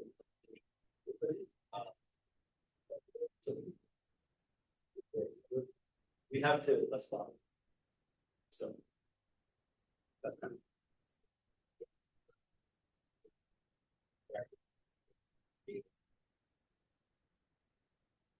yeah, and so Cornelius, for those of you who don't know, we also performed an IGA, inspection.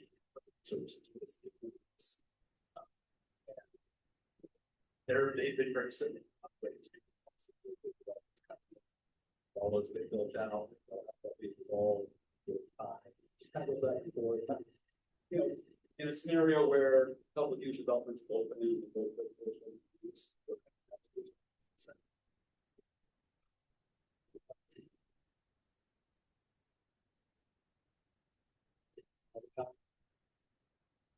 same time, we don't want to get so far behind the spend.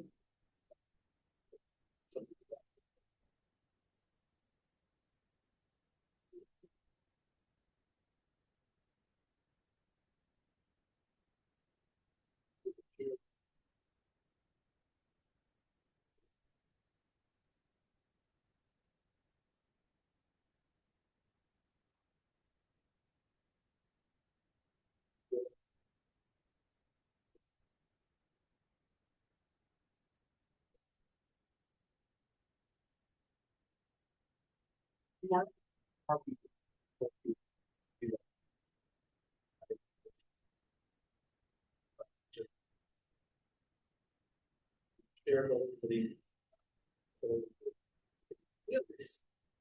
we actually have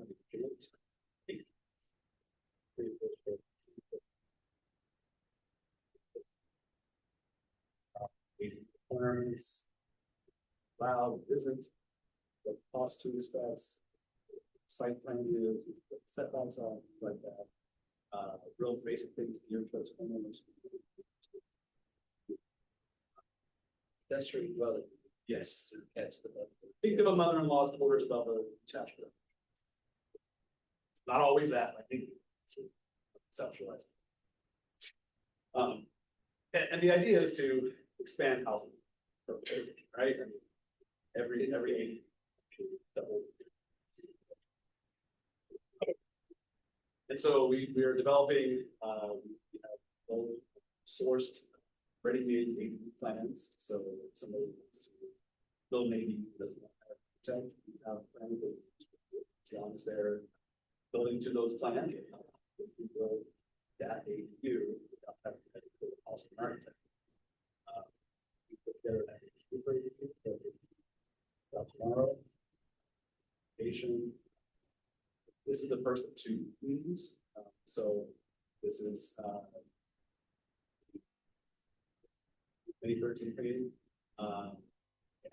The June second meeting, I'd say it's June 10th, positive.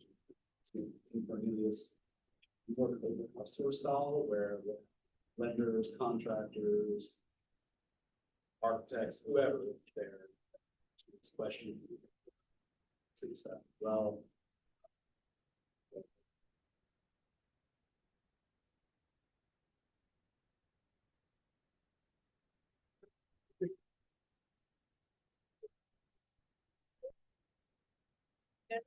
Slightly behind, moving to the public works.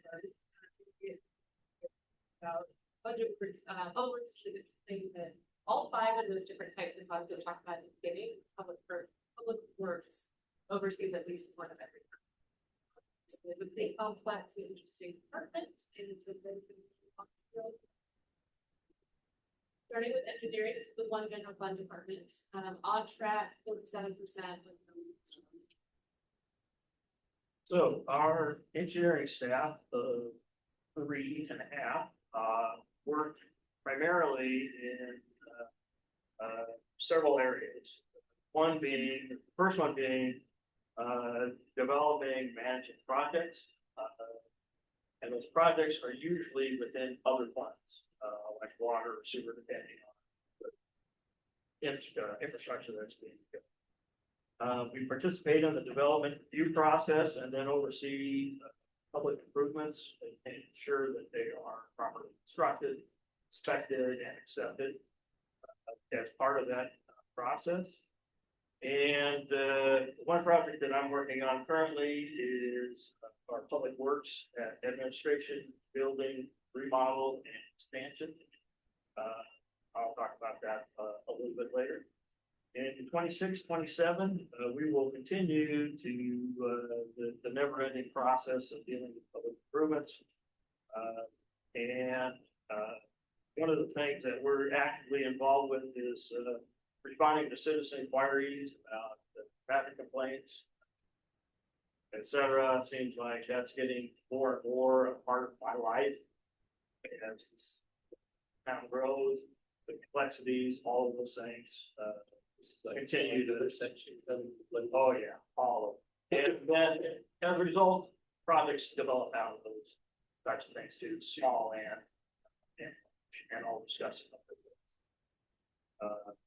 That we've done. And then, one of the other things that we have to spend quite a bit of time doing is coordinating with other agencies and projects of mutual interest and benefit covered around the city, and I'll go a few of those that are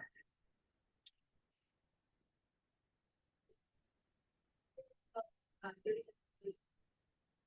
There are a couple of funds that have annual placeholders for unidentified projects.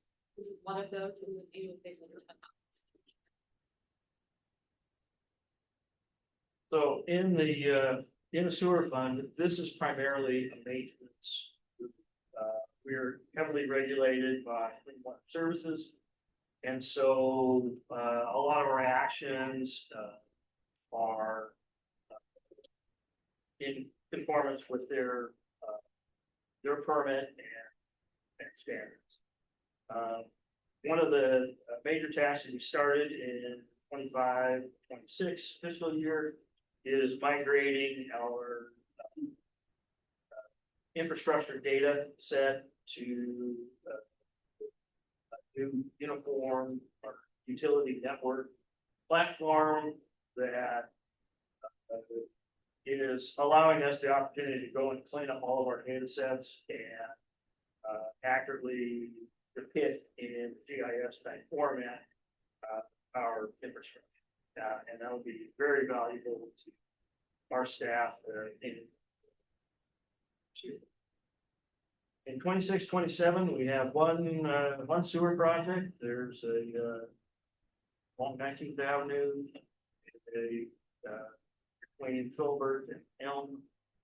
There is a sewer main that is actually underneath two houses that is failing. It needs to be replaced, so we're located outside of that. That project's designed, and we're working with landowners to get easement to the grid. And then one other project that is going to be done this summer is paving of DS1.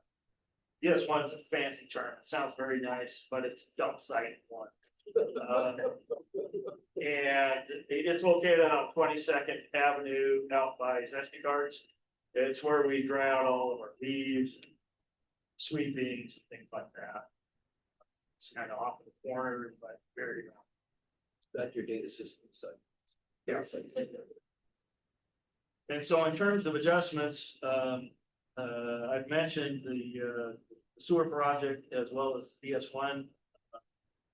We are taking funds out of contingency for both of these projects and intend to do them this.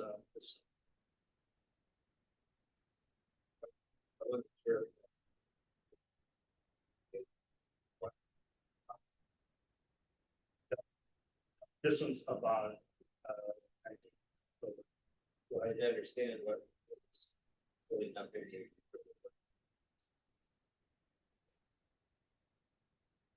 you mean the one that Washington County purchased down at the southern end of Elm? Yeah, that's a complicated thing. If you want to talk how, yeah. Is that you replaced him or rebuilt? No, that's all private property. That's between property. It's not the-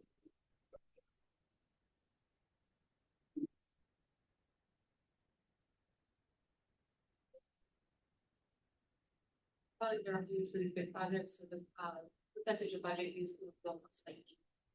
So 21%, there's no proposed changes, but we'll talk about it. So in sewer SDC, we don't have much in the way of projects. The fund is small. The SDCs are typically used to pay off debt service for I&I projects that we do with clean water services, Well, we've done it. basically infiltration. Stuff getting into your pipes and shit. Yeah, you want tight pipes, always a good way to go through life and, with old and aging infrastructure, those things break down, wear out, move around, prior to reason. So, clean water services, in order to cut down on spikes from stormwater infiltration, sanitary lines, has been doing these I&I projects where they pipe burst and slip line, new pipes in the area that's first, or some other in situ type improvement. So that's where those monies typically. With STCs. Edge. That's right. And And we are usually expanding because most of the lines that are bursting are of the variety that are small.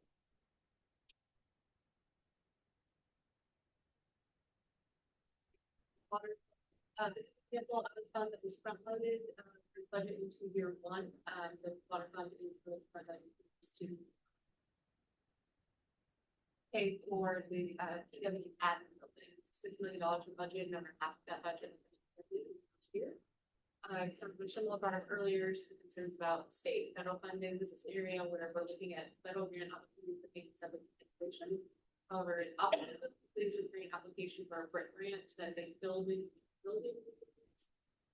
infrastructure. It was recent, it was FEMA grant was canceled, we recently reinstituted, looking at that for the water, but tax community, all grant program closely with this one. Question about that, so we had applied for a grant, it was canceled, and then. To reinstate, I mean. Are we? I'm just kidding. We put in for fiscal year 24, when the current administration came into office, they canceled pretty much most federal grant programs, traditional ones. They were sued, they lost,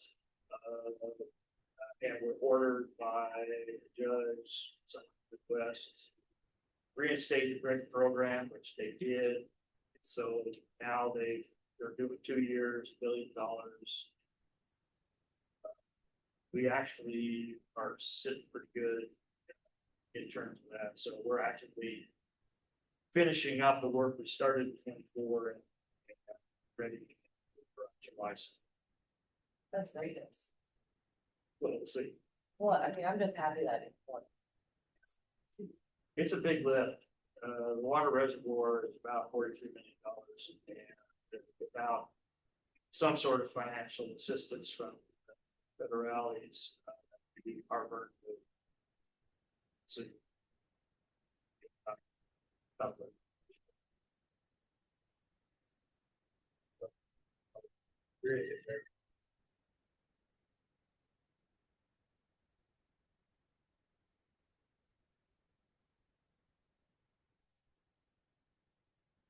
yes, absolutely. It does. Especially in these programs, because you know how they work. Historically, what the administration does is go to each delegation, say, you have these projects. They're all pretty competitive. Okay. So being top line awareness is really important. So advocacy at the congressional level is super important for success. And I've been on 2 that have been successful. Very. Jesse, correct me if I'm wrong, but we have like added this to our congressional request, but there are. It's just a different way to request it, instead of going straight to Congress and your congressional grant spending request. This goes through the administration, and Congress gets a chance to kind of weigh in on the projects that the administration is proposing. So we've been in very close contact with CFM, the affairs advocates, and citizens, And we let them know that council is very supportive, let us know when and how to chime in, we'll give you guys accordingly.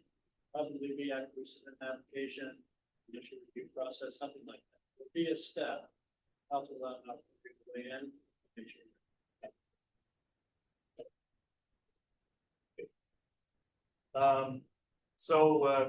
Projects that were, did in 25, we started our public works admin building expansion remodel.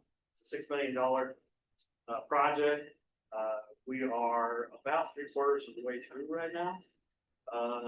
It'll finish up at, scheduled the end of July, where the final piece will be conveyed over to the city for occupancy. Right now, we're about $700,000 to $800,000 on budget, and we're on schedule. Always nice way to do that. Actually, just as a side note, we use a CMGC as a construction manager, general contractor, bidding. I can tell you for the first time that I've been through it, it is amazing. The level of collaboration between contractor, construction manager, architect. We get down in the weeds every week, work through issues. So that when it comes to actual building, there aren't any surprises. And as an owner, or project manager, surprises are the last thing. Because they usually happen either on Friday or Monday. Never a good way to end or start. We are also working on JS data migration of water assets as well. This is the most complex part. We started with sewer, it's the easiest, and are working our way through from easiest to hardest. Sewer is just about wrapped. We'll be moving the stormwater, finish up with water.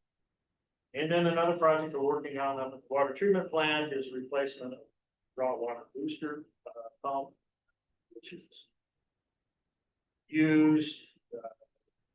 It was actually pretty much original equipment, 50 years old at least. We finally gave it the ghost. So we thought we could rebuild it. Turns out we couldn't.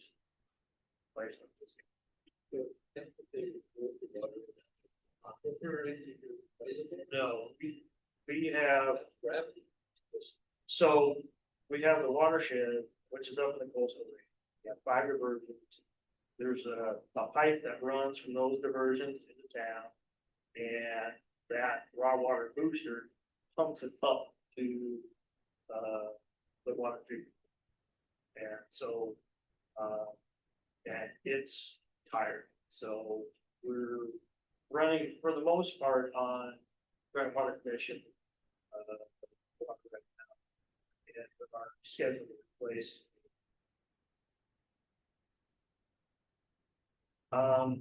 In 26, 27, we will complete our admin building. As I said, end of July, and we're working on a couple of grants. One to replace our reservoir system, which is seismically challenged, and put something in that will be much more resistant to big shake. We would be paving improvements at DS1. The reason why I haven't in all these funds is they're all will participate since they help. And then finally, we will be working on the design for upgrades to the David Hill and Waterfront stations, which are part of our distribution. In terms of fund adjustments, discussed that the raw water boosters, and one other additional thing that we're going to do is since our existing reservoirs are old, 70 years old, we're going to do an inspection of the one that will remain as part of phase 1 to see if there are any there's any work needs to be done to perpetuate this. Let's see, I've discussed the water Preston Davidville pump station. And one final project that we'll be working on is replacement of the compound water meter for McMenamins, which we've tested and grossly underestimates the volume of water that is being used by McMenamins. So that'll be a project that will happen this summer as well. Compound water meter is basically two water meters. There's a low flow and then a high flow. The low flow works fine, high flow repeats, doesn't. And that's our billing meter, so they're using more water. Those would take. Yeah, collect from them. Yeah, we'll recoup it. Yeah.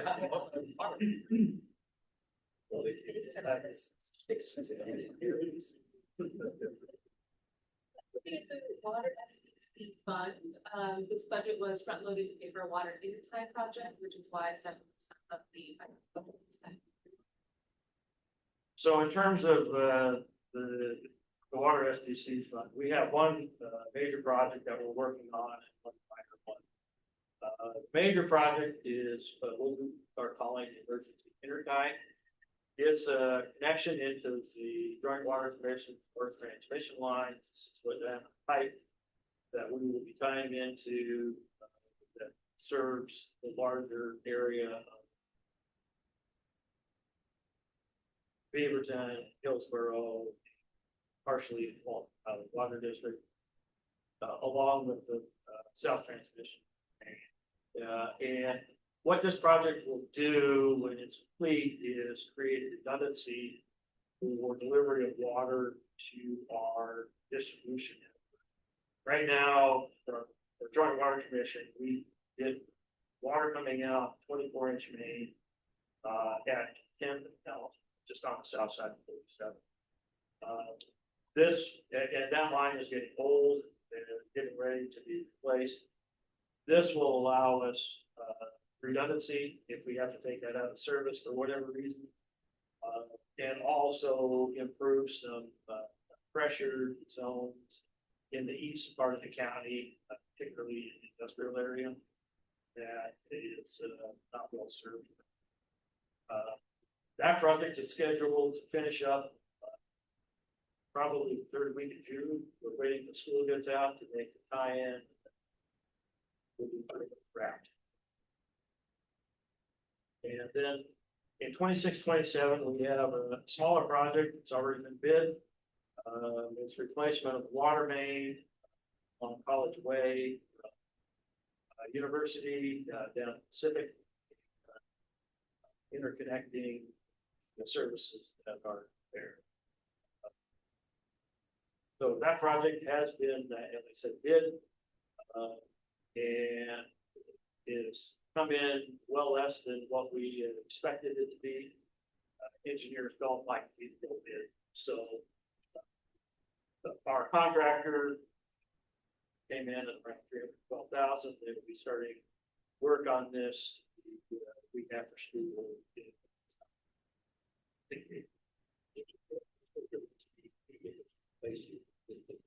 It's a 3-inch line, 4-inch line, replacing with the 8-inch. So we're increasing capacity, pressure, and so it's SDC.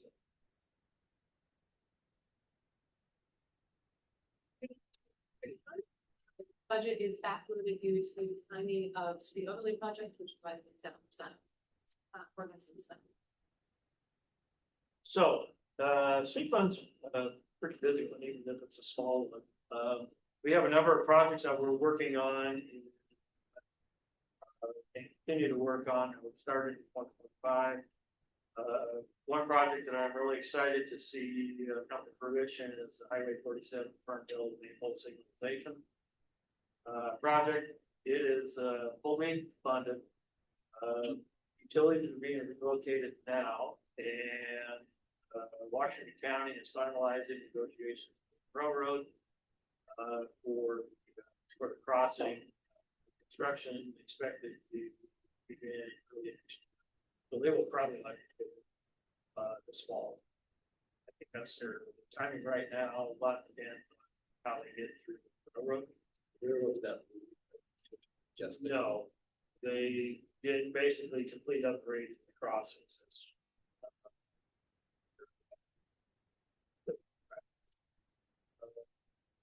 We received funding for Safe Routes to School project to serve Mill Armstrong, Ferndale Elementary, by completing some sidewalk gaps along the north side of TV Highway between Rose Grove and U Street, and then also at the railroad crossing on both sides. On that project's fully funded, and we're negotiating with the railroad. We have a path forward now that is acceptable to all parties, so we're finalizing that, getting it ready for construction. We don't have any right-of-way issues to deal with, so that's once we get things settled with the railroad, we should be on our. We are have been active in working with ODOT, received a congressional earmark to signalize the intersection of U Street there. That's a high accident location. Drive through there at any time. There's usually the presence of crushed glass, that metal in and around the area. And they have assigned a project manager. It's fully funded, and their plan is to go to construction early 28, maybe 27.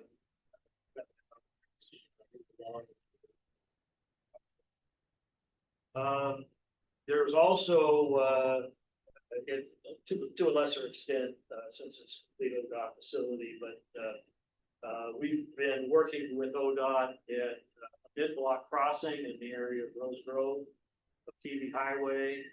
A lot of people, if you'll notice, if you drive that at any time, people crossing, stopping in the refuge lane or turn lane, waiting to cross to get to the bus stop. This will be a safer one. There'll be coverage, rapid flashing beacons on either side. And that is scheduled for summer. Well,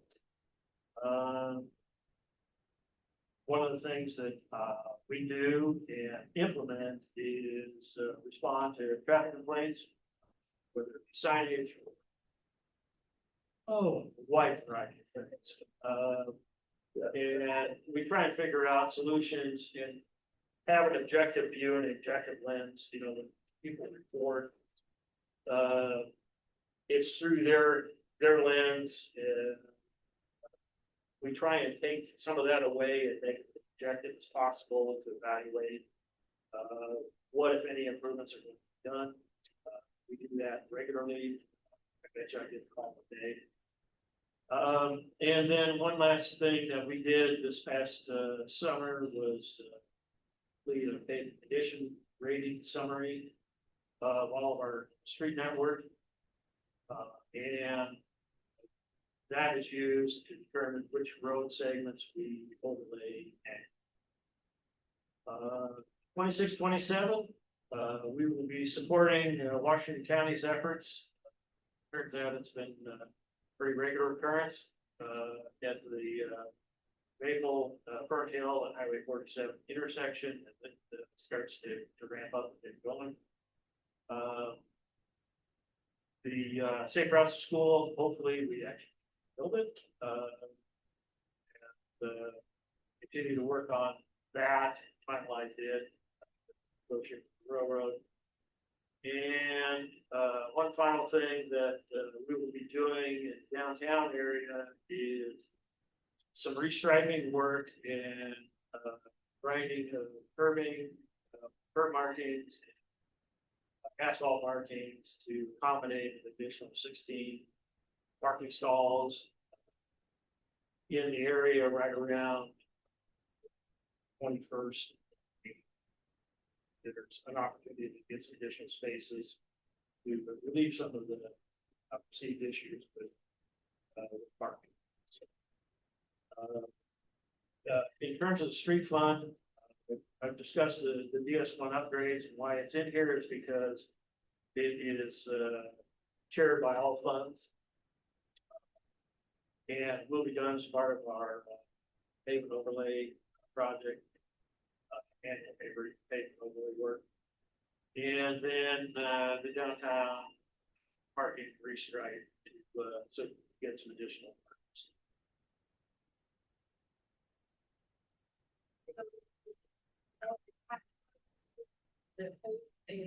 Fund balance. A lot of other funds, but it's the large fund balance is being held. And I didn't pay too much attention.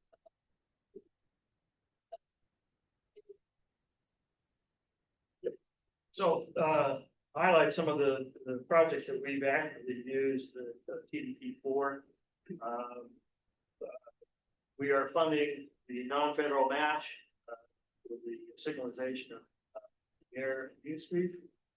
We're funding our portion of the Council Creek Regional Trail, which is in final design and right away work.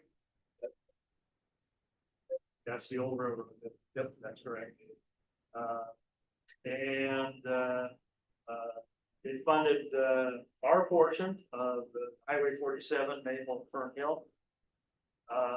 And then also our portion of the Mount Martin Road.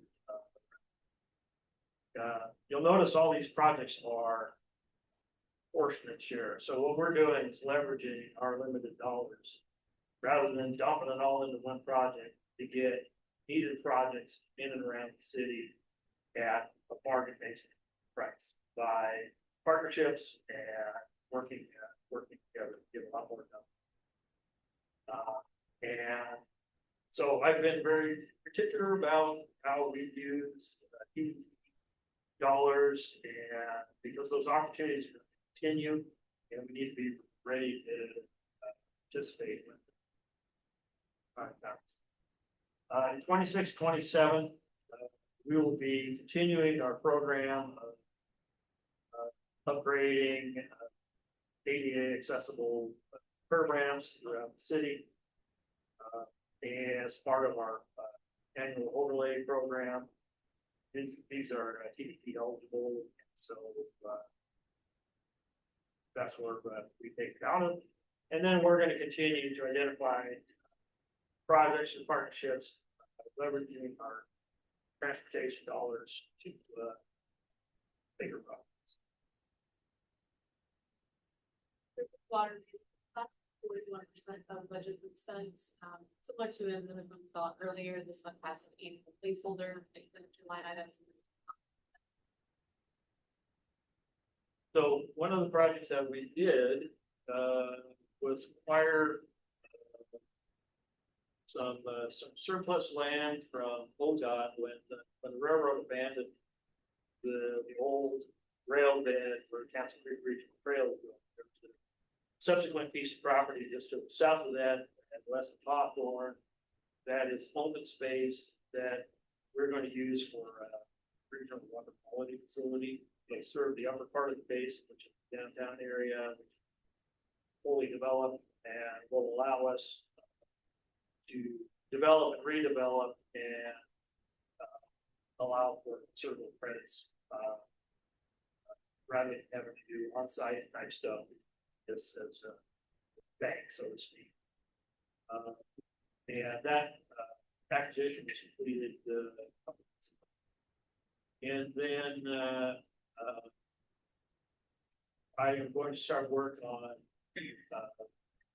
developing a more detailed schematic of how the water quality facility look, as well as work with homeowners association that to aggregate two different into that, so we can.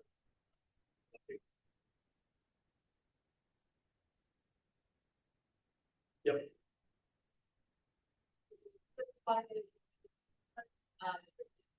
the others.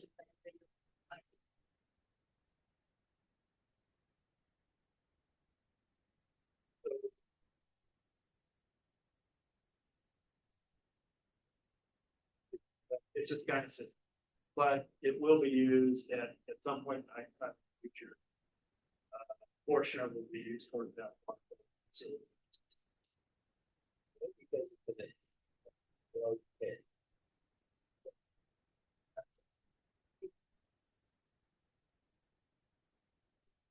The bikeway, is the fund that is funded by 1% of the total city gas. that's correct. It generates about 20 grand a year, and I've been here coming on 8 years. We haven't touched it. It's been small, but we may target this one. One of the other things that I did was acquire a railroad spur that runs along Council Creek Regional Trail that bifurcates two city-owned parcels and dead ends at on 23rd Avenue.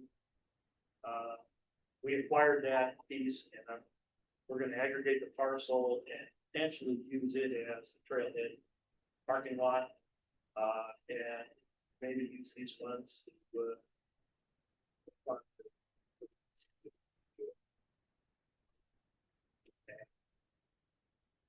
we still have some.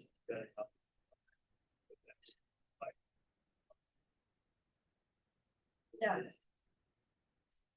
While if the police officer's doing a new pilot, they could be out and about, scoping out some options too. They sure can. Right, well, collaboration. Like the last one, spend some like money.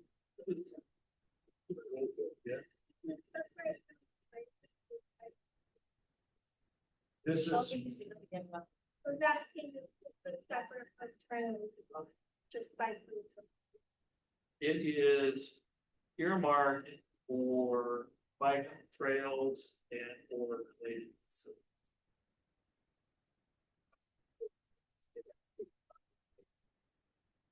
Things like that, yeah. I mean, it could possibly be used for bike lanes as well to expand.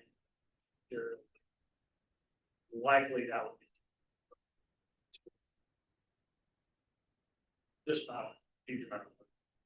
But I think if you tie it to Council Creek Regional Trail, that's about 30 you're gonna get it. Last public work slide, any last questions?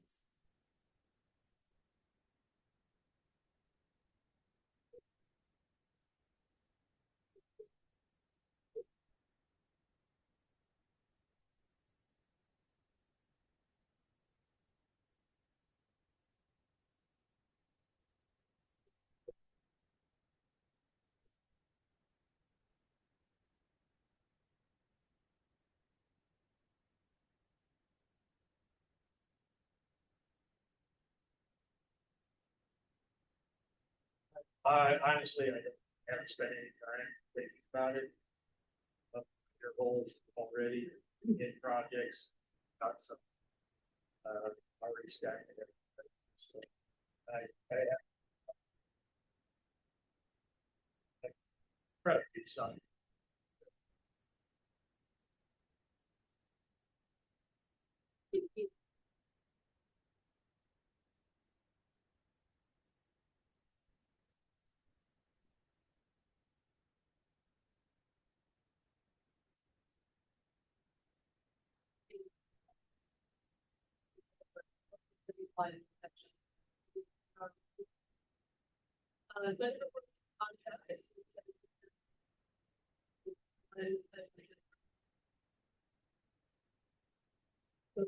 Yeah.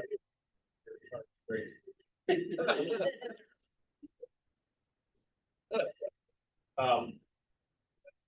Yeah. So I did have this first bullet, you probably recognize this, kind of an unrecognized thing with us.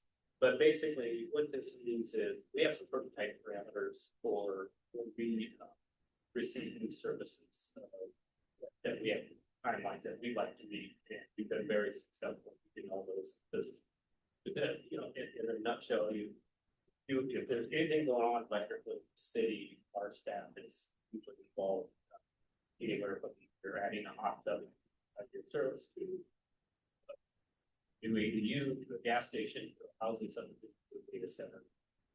Or even at the same amount of attention, some fires. So we're involved in that. Pretty proud that we all requesting. As part of annual data that we give to the Department of Energy, we track a lot of stuff in many different ways. But one of the things that's crunched numerous different ways, but is our outage outages that we incur. There's one in particular that I like to watch the most. It's called the customer average system minutes. I know the system of minutes that customers are in service. Our rating this for 2025 is 99.93%. Is the amount of time that our customers are in service. This is actually a dip from the year before. It's at 99.97. So we see some areas of improvement. We have a couple of larger outages that affected a big chunk of time. They were more than a few hours, but they affect a lot of customers. So we'll improve on that. One of the other big projects that we did complete this last year is our wildfire mitigation project. For a portion of this, we did receive a little over $500,000 grant from the Department of Energy. And we also did other work on top of that, with some other funds, capital funds that we had. So, you know, we replaced about 29,000 feet of overhead lines installed in underground. And this, we just completed that this last year. Basically, the areas that we did were David Hill Road, David Hill and Thatcher at the dog park, the way to the west, all the way out past the winery to our last customer, a few miles down the road. And we also did some underground lines off Hillside Road that crept up on the forest there that we deemed as necessary. So we end up at our expense to make those lines safer. Right. That's likely to start fire. That is true. You know, yes, you all know wildfires, you know, taking now, especially false wildfires. Yeah, it's possibly going to be put maybe to all their some of the fires and such. So it's well worth it. Like I said, we did receive approval for grant for a grid resilience grant. There was 13 utilities in the state of Oregon this past year, and that received the grant to do with them. We were actually the first utility to complete a project. So ours have been done. We have walked it with the Department of Energy. They have signed off on the project. It's in the process of getting with the selling all the needed information to the DOE to get our $500,000. So should be wrapped up soon. Another major project for us that is identified in our electric system master plan is replacing all pre-1970 poles. So we've done, we've identified every area. We've inspected all of them, and we're replacing them on a systematic method, which is needed, and we're making good progress on it. That'll be a multi-year project. And Is some mitigation? just an age base. Yeah, some of the oldest boards we have on our system. Work. Right. We have been collaborating with BPA, who's don't know they're our power supplier without all the power. On a lot of projects, we have we're very much on BPA's radar. A lot of it is on the out here on the side. But also on a lot of projects that's happening. Greg mentioned the Highway 27 Burkeville Road project. Give you a quick update on that. If you haven't driven by there, we're collaborating with BPA right now. That whole area right there is out of power. They are replacing those poles. They can fall over the intersection. That's actually been done. It's been completed. They're working on another portion of the project, a couple poles to the east, replacing a switch that has been broken for many years. So that's on schedule to wrap up May 29th. Then our crews will follow in behind that, replace about 7 more poles. Get the height over the railroad that's required, and then the communication company will come in behind us. Raise everything up, poles, and.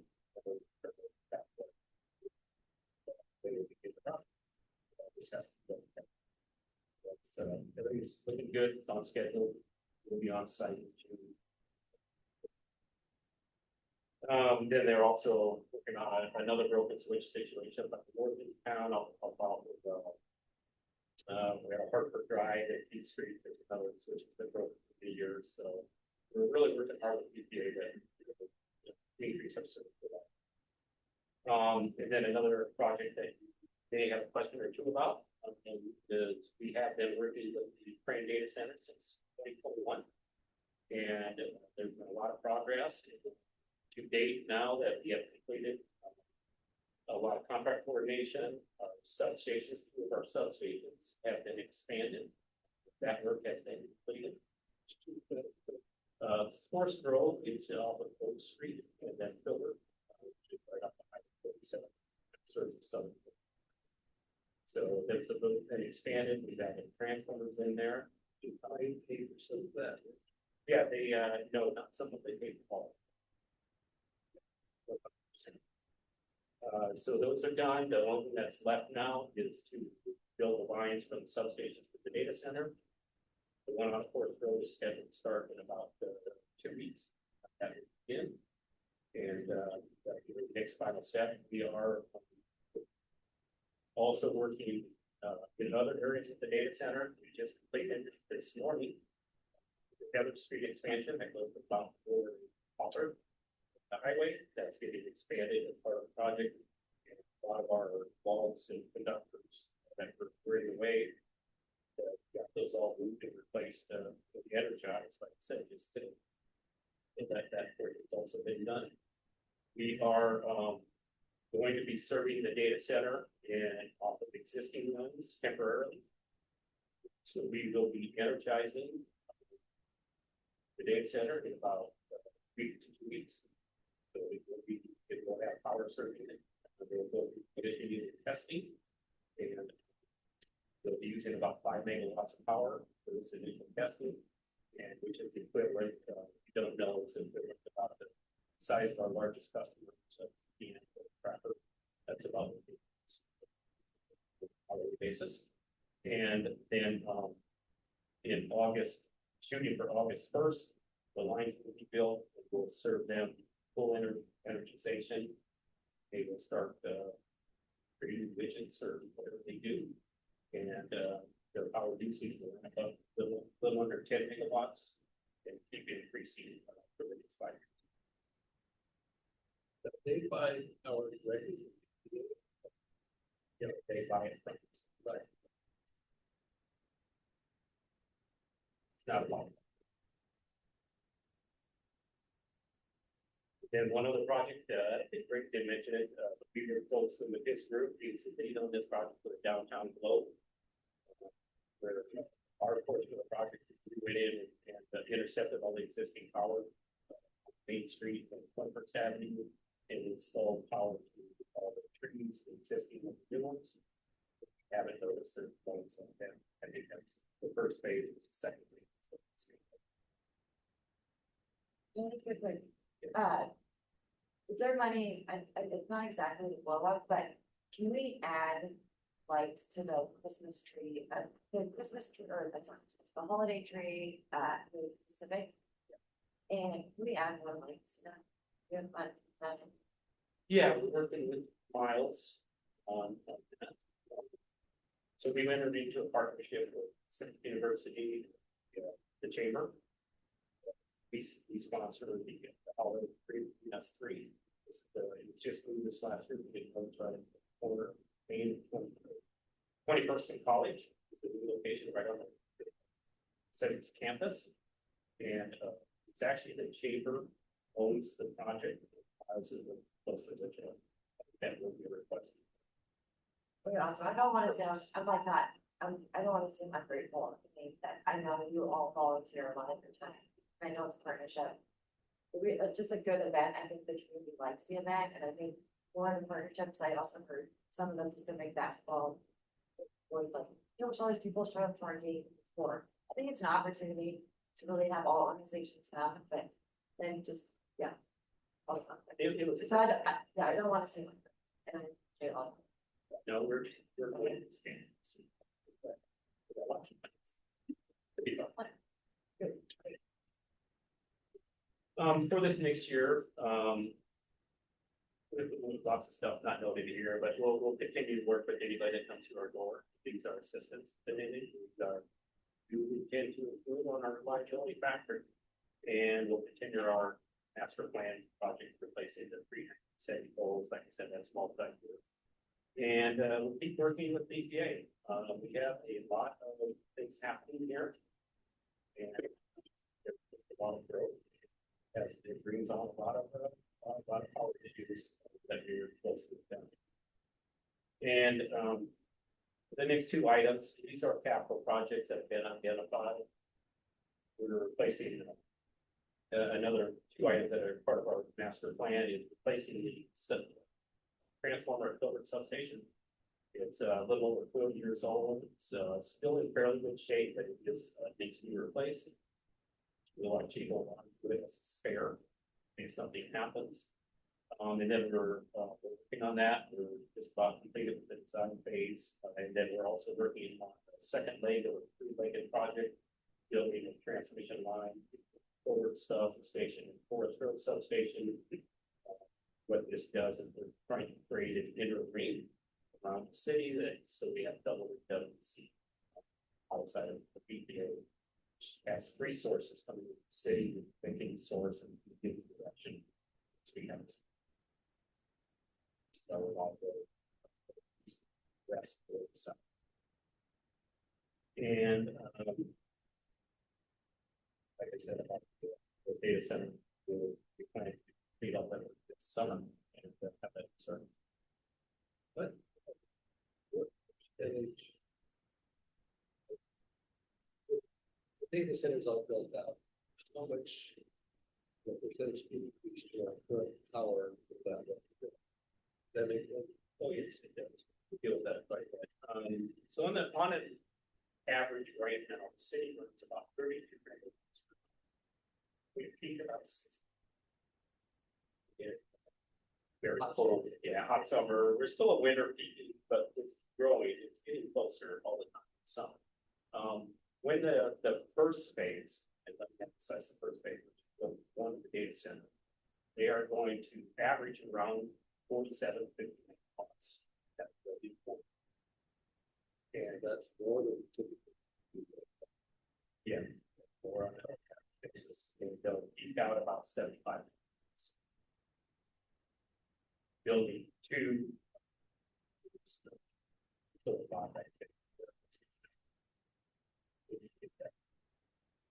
Bios extra energy.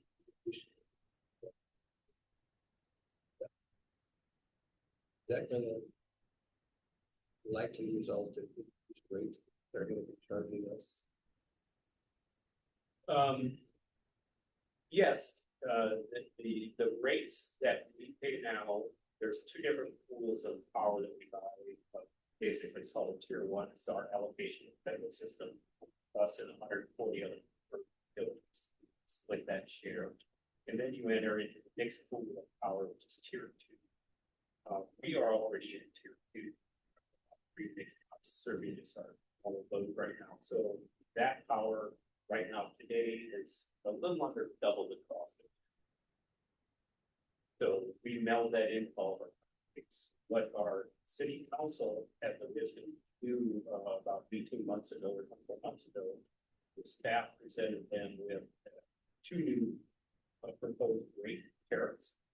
And they are designed for large loads in the infinite. There's a cutoff point of megawatts. It's for new or existing customers. So between 2 and 10 megawatts is for that cutoff. Then there's another rate schedule above 10. What that customer, whoever that customer is, they will buy the power at the exact cost that it's costing us to support that we passed on. So where the other customer in the city that we know that these specific customers will not. So in other words, yes, that customer will be paying for it. The rest of our rate base will have those. The above two million. Above two million. Below two. Doing the belt, whatever. Yeah, your house is Take on the value of our tier one price. the gas station that just. That would be out of here. The rest of it.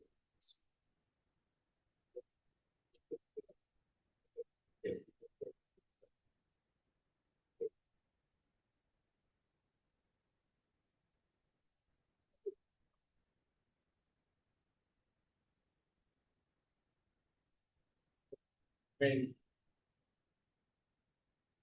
Yeah.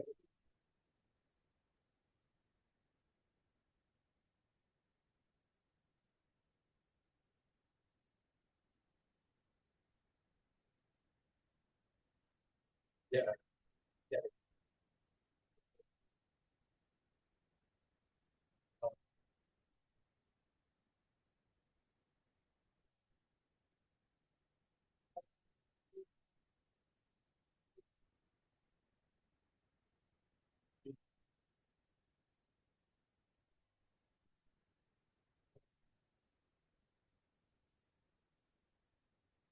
I think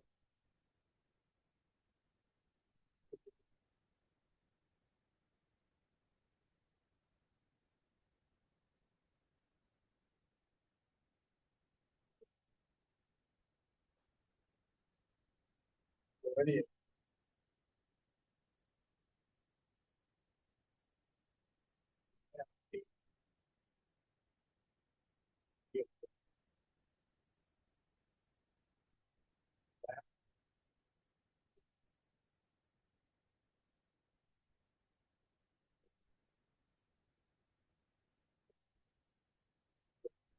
Yeah.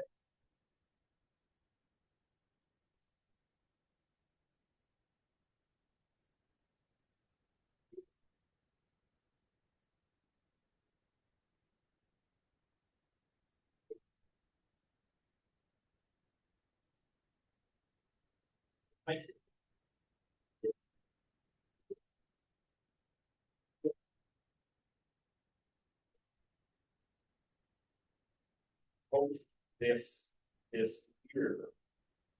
Cost of service that will indicate us. This is the opportunity to share. Public is trying to predict the turn the other way. With that additional revenue coming in. As you sell the power units at a very cheap rate. Or the cost rate. You gain additional revenue. So the hope is that you be able to absorb the other things. There is another little weird thing going on right now. There's a good study that reports it's a possible 6% rate increase. Possible going into effect also on the.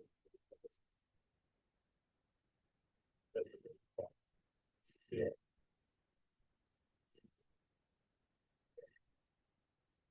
Cost.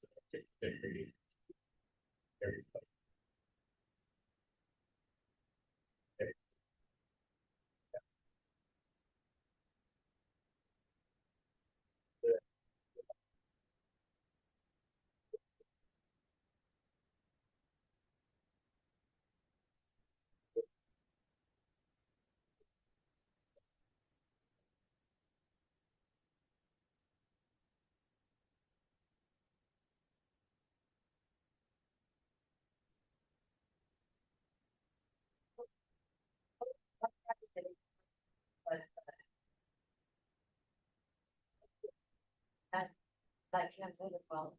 Thank you. Notes. Right, and part pick up speed. So what we've done is, for any that don't know, see the rental spending, we received a $900,000 grant to build a solar array, low income solar array at the two of our substations.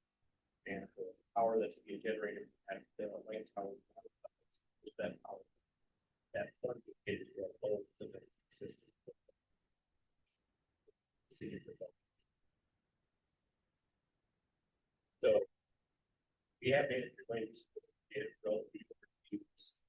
are actually like in the middle of the RFP process and it closes in a couple of weeks. And they're going to be able to take in construction this summer. Substitute.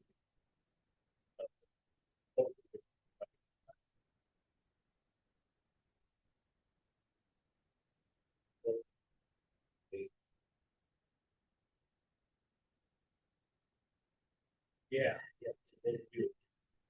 Helps us with the power technically goes in the system. So we'll monitor how much you generate. We want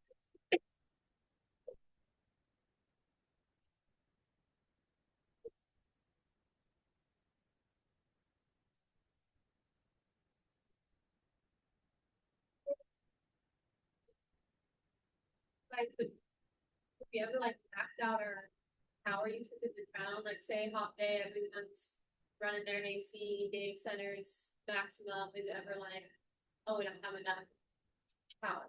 Yeah, it's kind of a two-part question. There enough power to the best. That's a serious issue. It's not just us. It's good. There are some strict guidelines. For power. The state is going to have to make some tough decisions. It's like we're taxing gas. We are getting into peak periods. There was a time last year that get very close to the breaking. It says 5 skater. All of that meeting, sir. So you have that side of the house. Is it specific to Forest Grove? No, it's not. Well, it is specific to Forest Grove. The transmission lines that feed the power to. As power requests come in, that's another thing that we pass on the developer. And it's part of this. They're not only upgrading our lines at their cost, they're investing about $25 million in our expansions into our system. They're also being required to spend around $100 million in the PA system to upgrade transmission lines. From both the north, excuse me, the east and the south. So those costs are passed on. So, that answer the question. Yes, but also if we reach capacity or close, is there any, like I think that. Right, and part of that collaboration talking about the PPA, we work with them on an annual basis. We look at what's called a load forecaster. So we identify all the loads that go out 10 years, and actually there's a link to look at the 20-year forecast. We're trying to identify loads that are coming in the next 10 years. But those get prioritization that the customer builds. Everything is done way in advance of trying for exactly. That's a big responsibility of our part. So,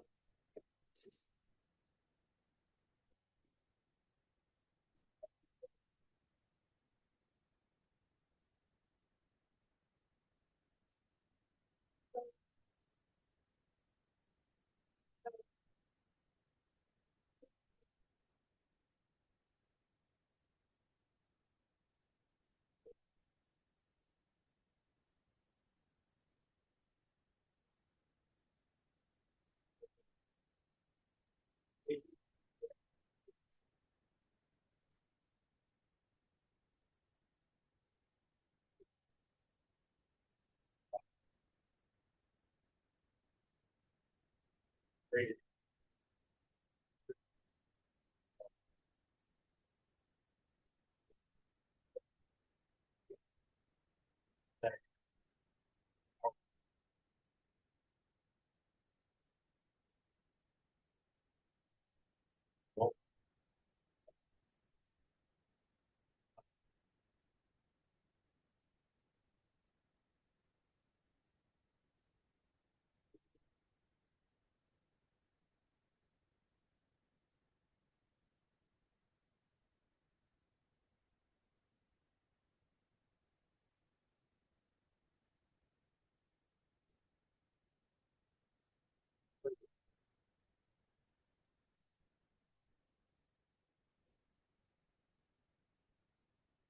Yeah, so Jesse kind of touched on this a little bit earlier. What this is about is we have an ongoing program where we bring in a young pup and grow them up over, it takes about a 4-year cycle, then you go beginning level to agreement. So we try to progress with this, always keeping selling puppy and we produce some excellent period. There is still a huge shortage of linemen, and that $1 billion that I just mentioned, that's actually going to draw more and more linemen. It is extremely hard to find a lineman to lose. So this is the method that we've identified that helps us through that 4-year cycle. And what we had was an opportunity that came along where a near journeyman, quite honestly, this apprenticeship, came to us and said, I would like to send you for a pro, having openings. Said, no, don't, it's not funded. So we did hire him on a temporary basis with the hope that through this, we will be able to add another journeyman to our regiment within the next 6 months. Opt out. And then what we'll do is we have a very high potential for a journeyman that's going to be retiring probably in the next 6 months or so. Or at least the next year, we think. He will just move into that spot. Start down probably the 27th. That's what this is.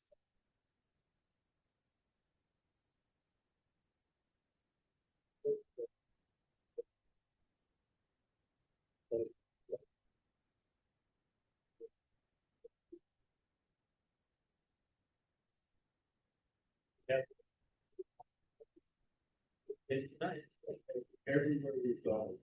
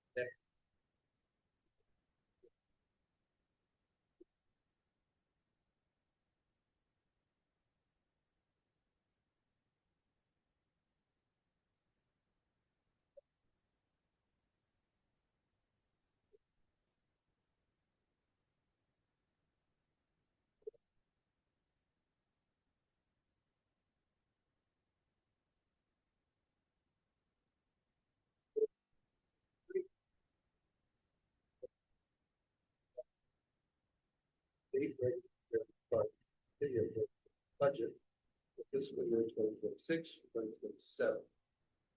Do any councilors or budget committee members have a conflict of interest?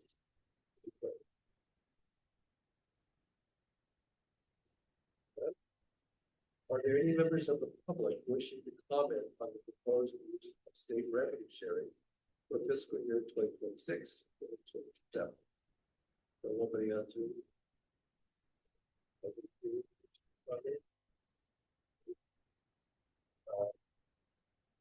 Would that like to respond to it? Okay, there's no further discussion. I close the public hearing. And we will adjourn this meeting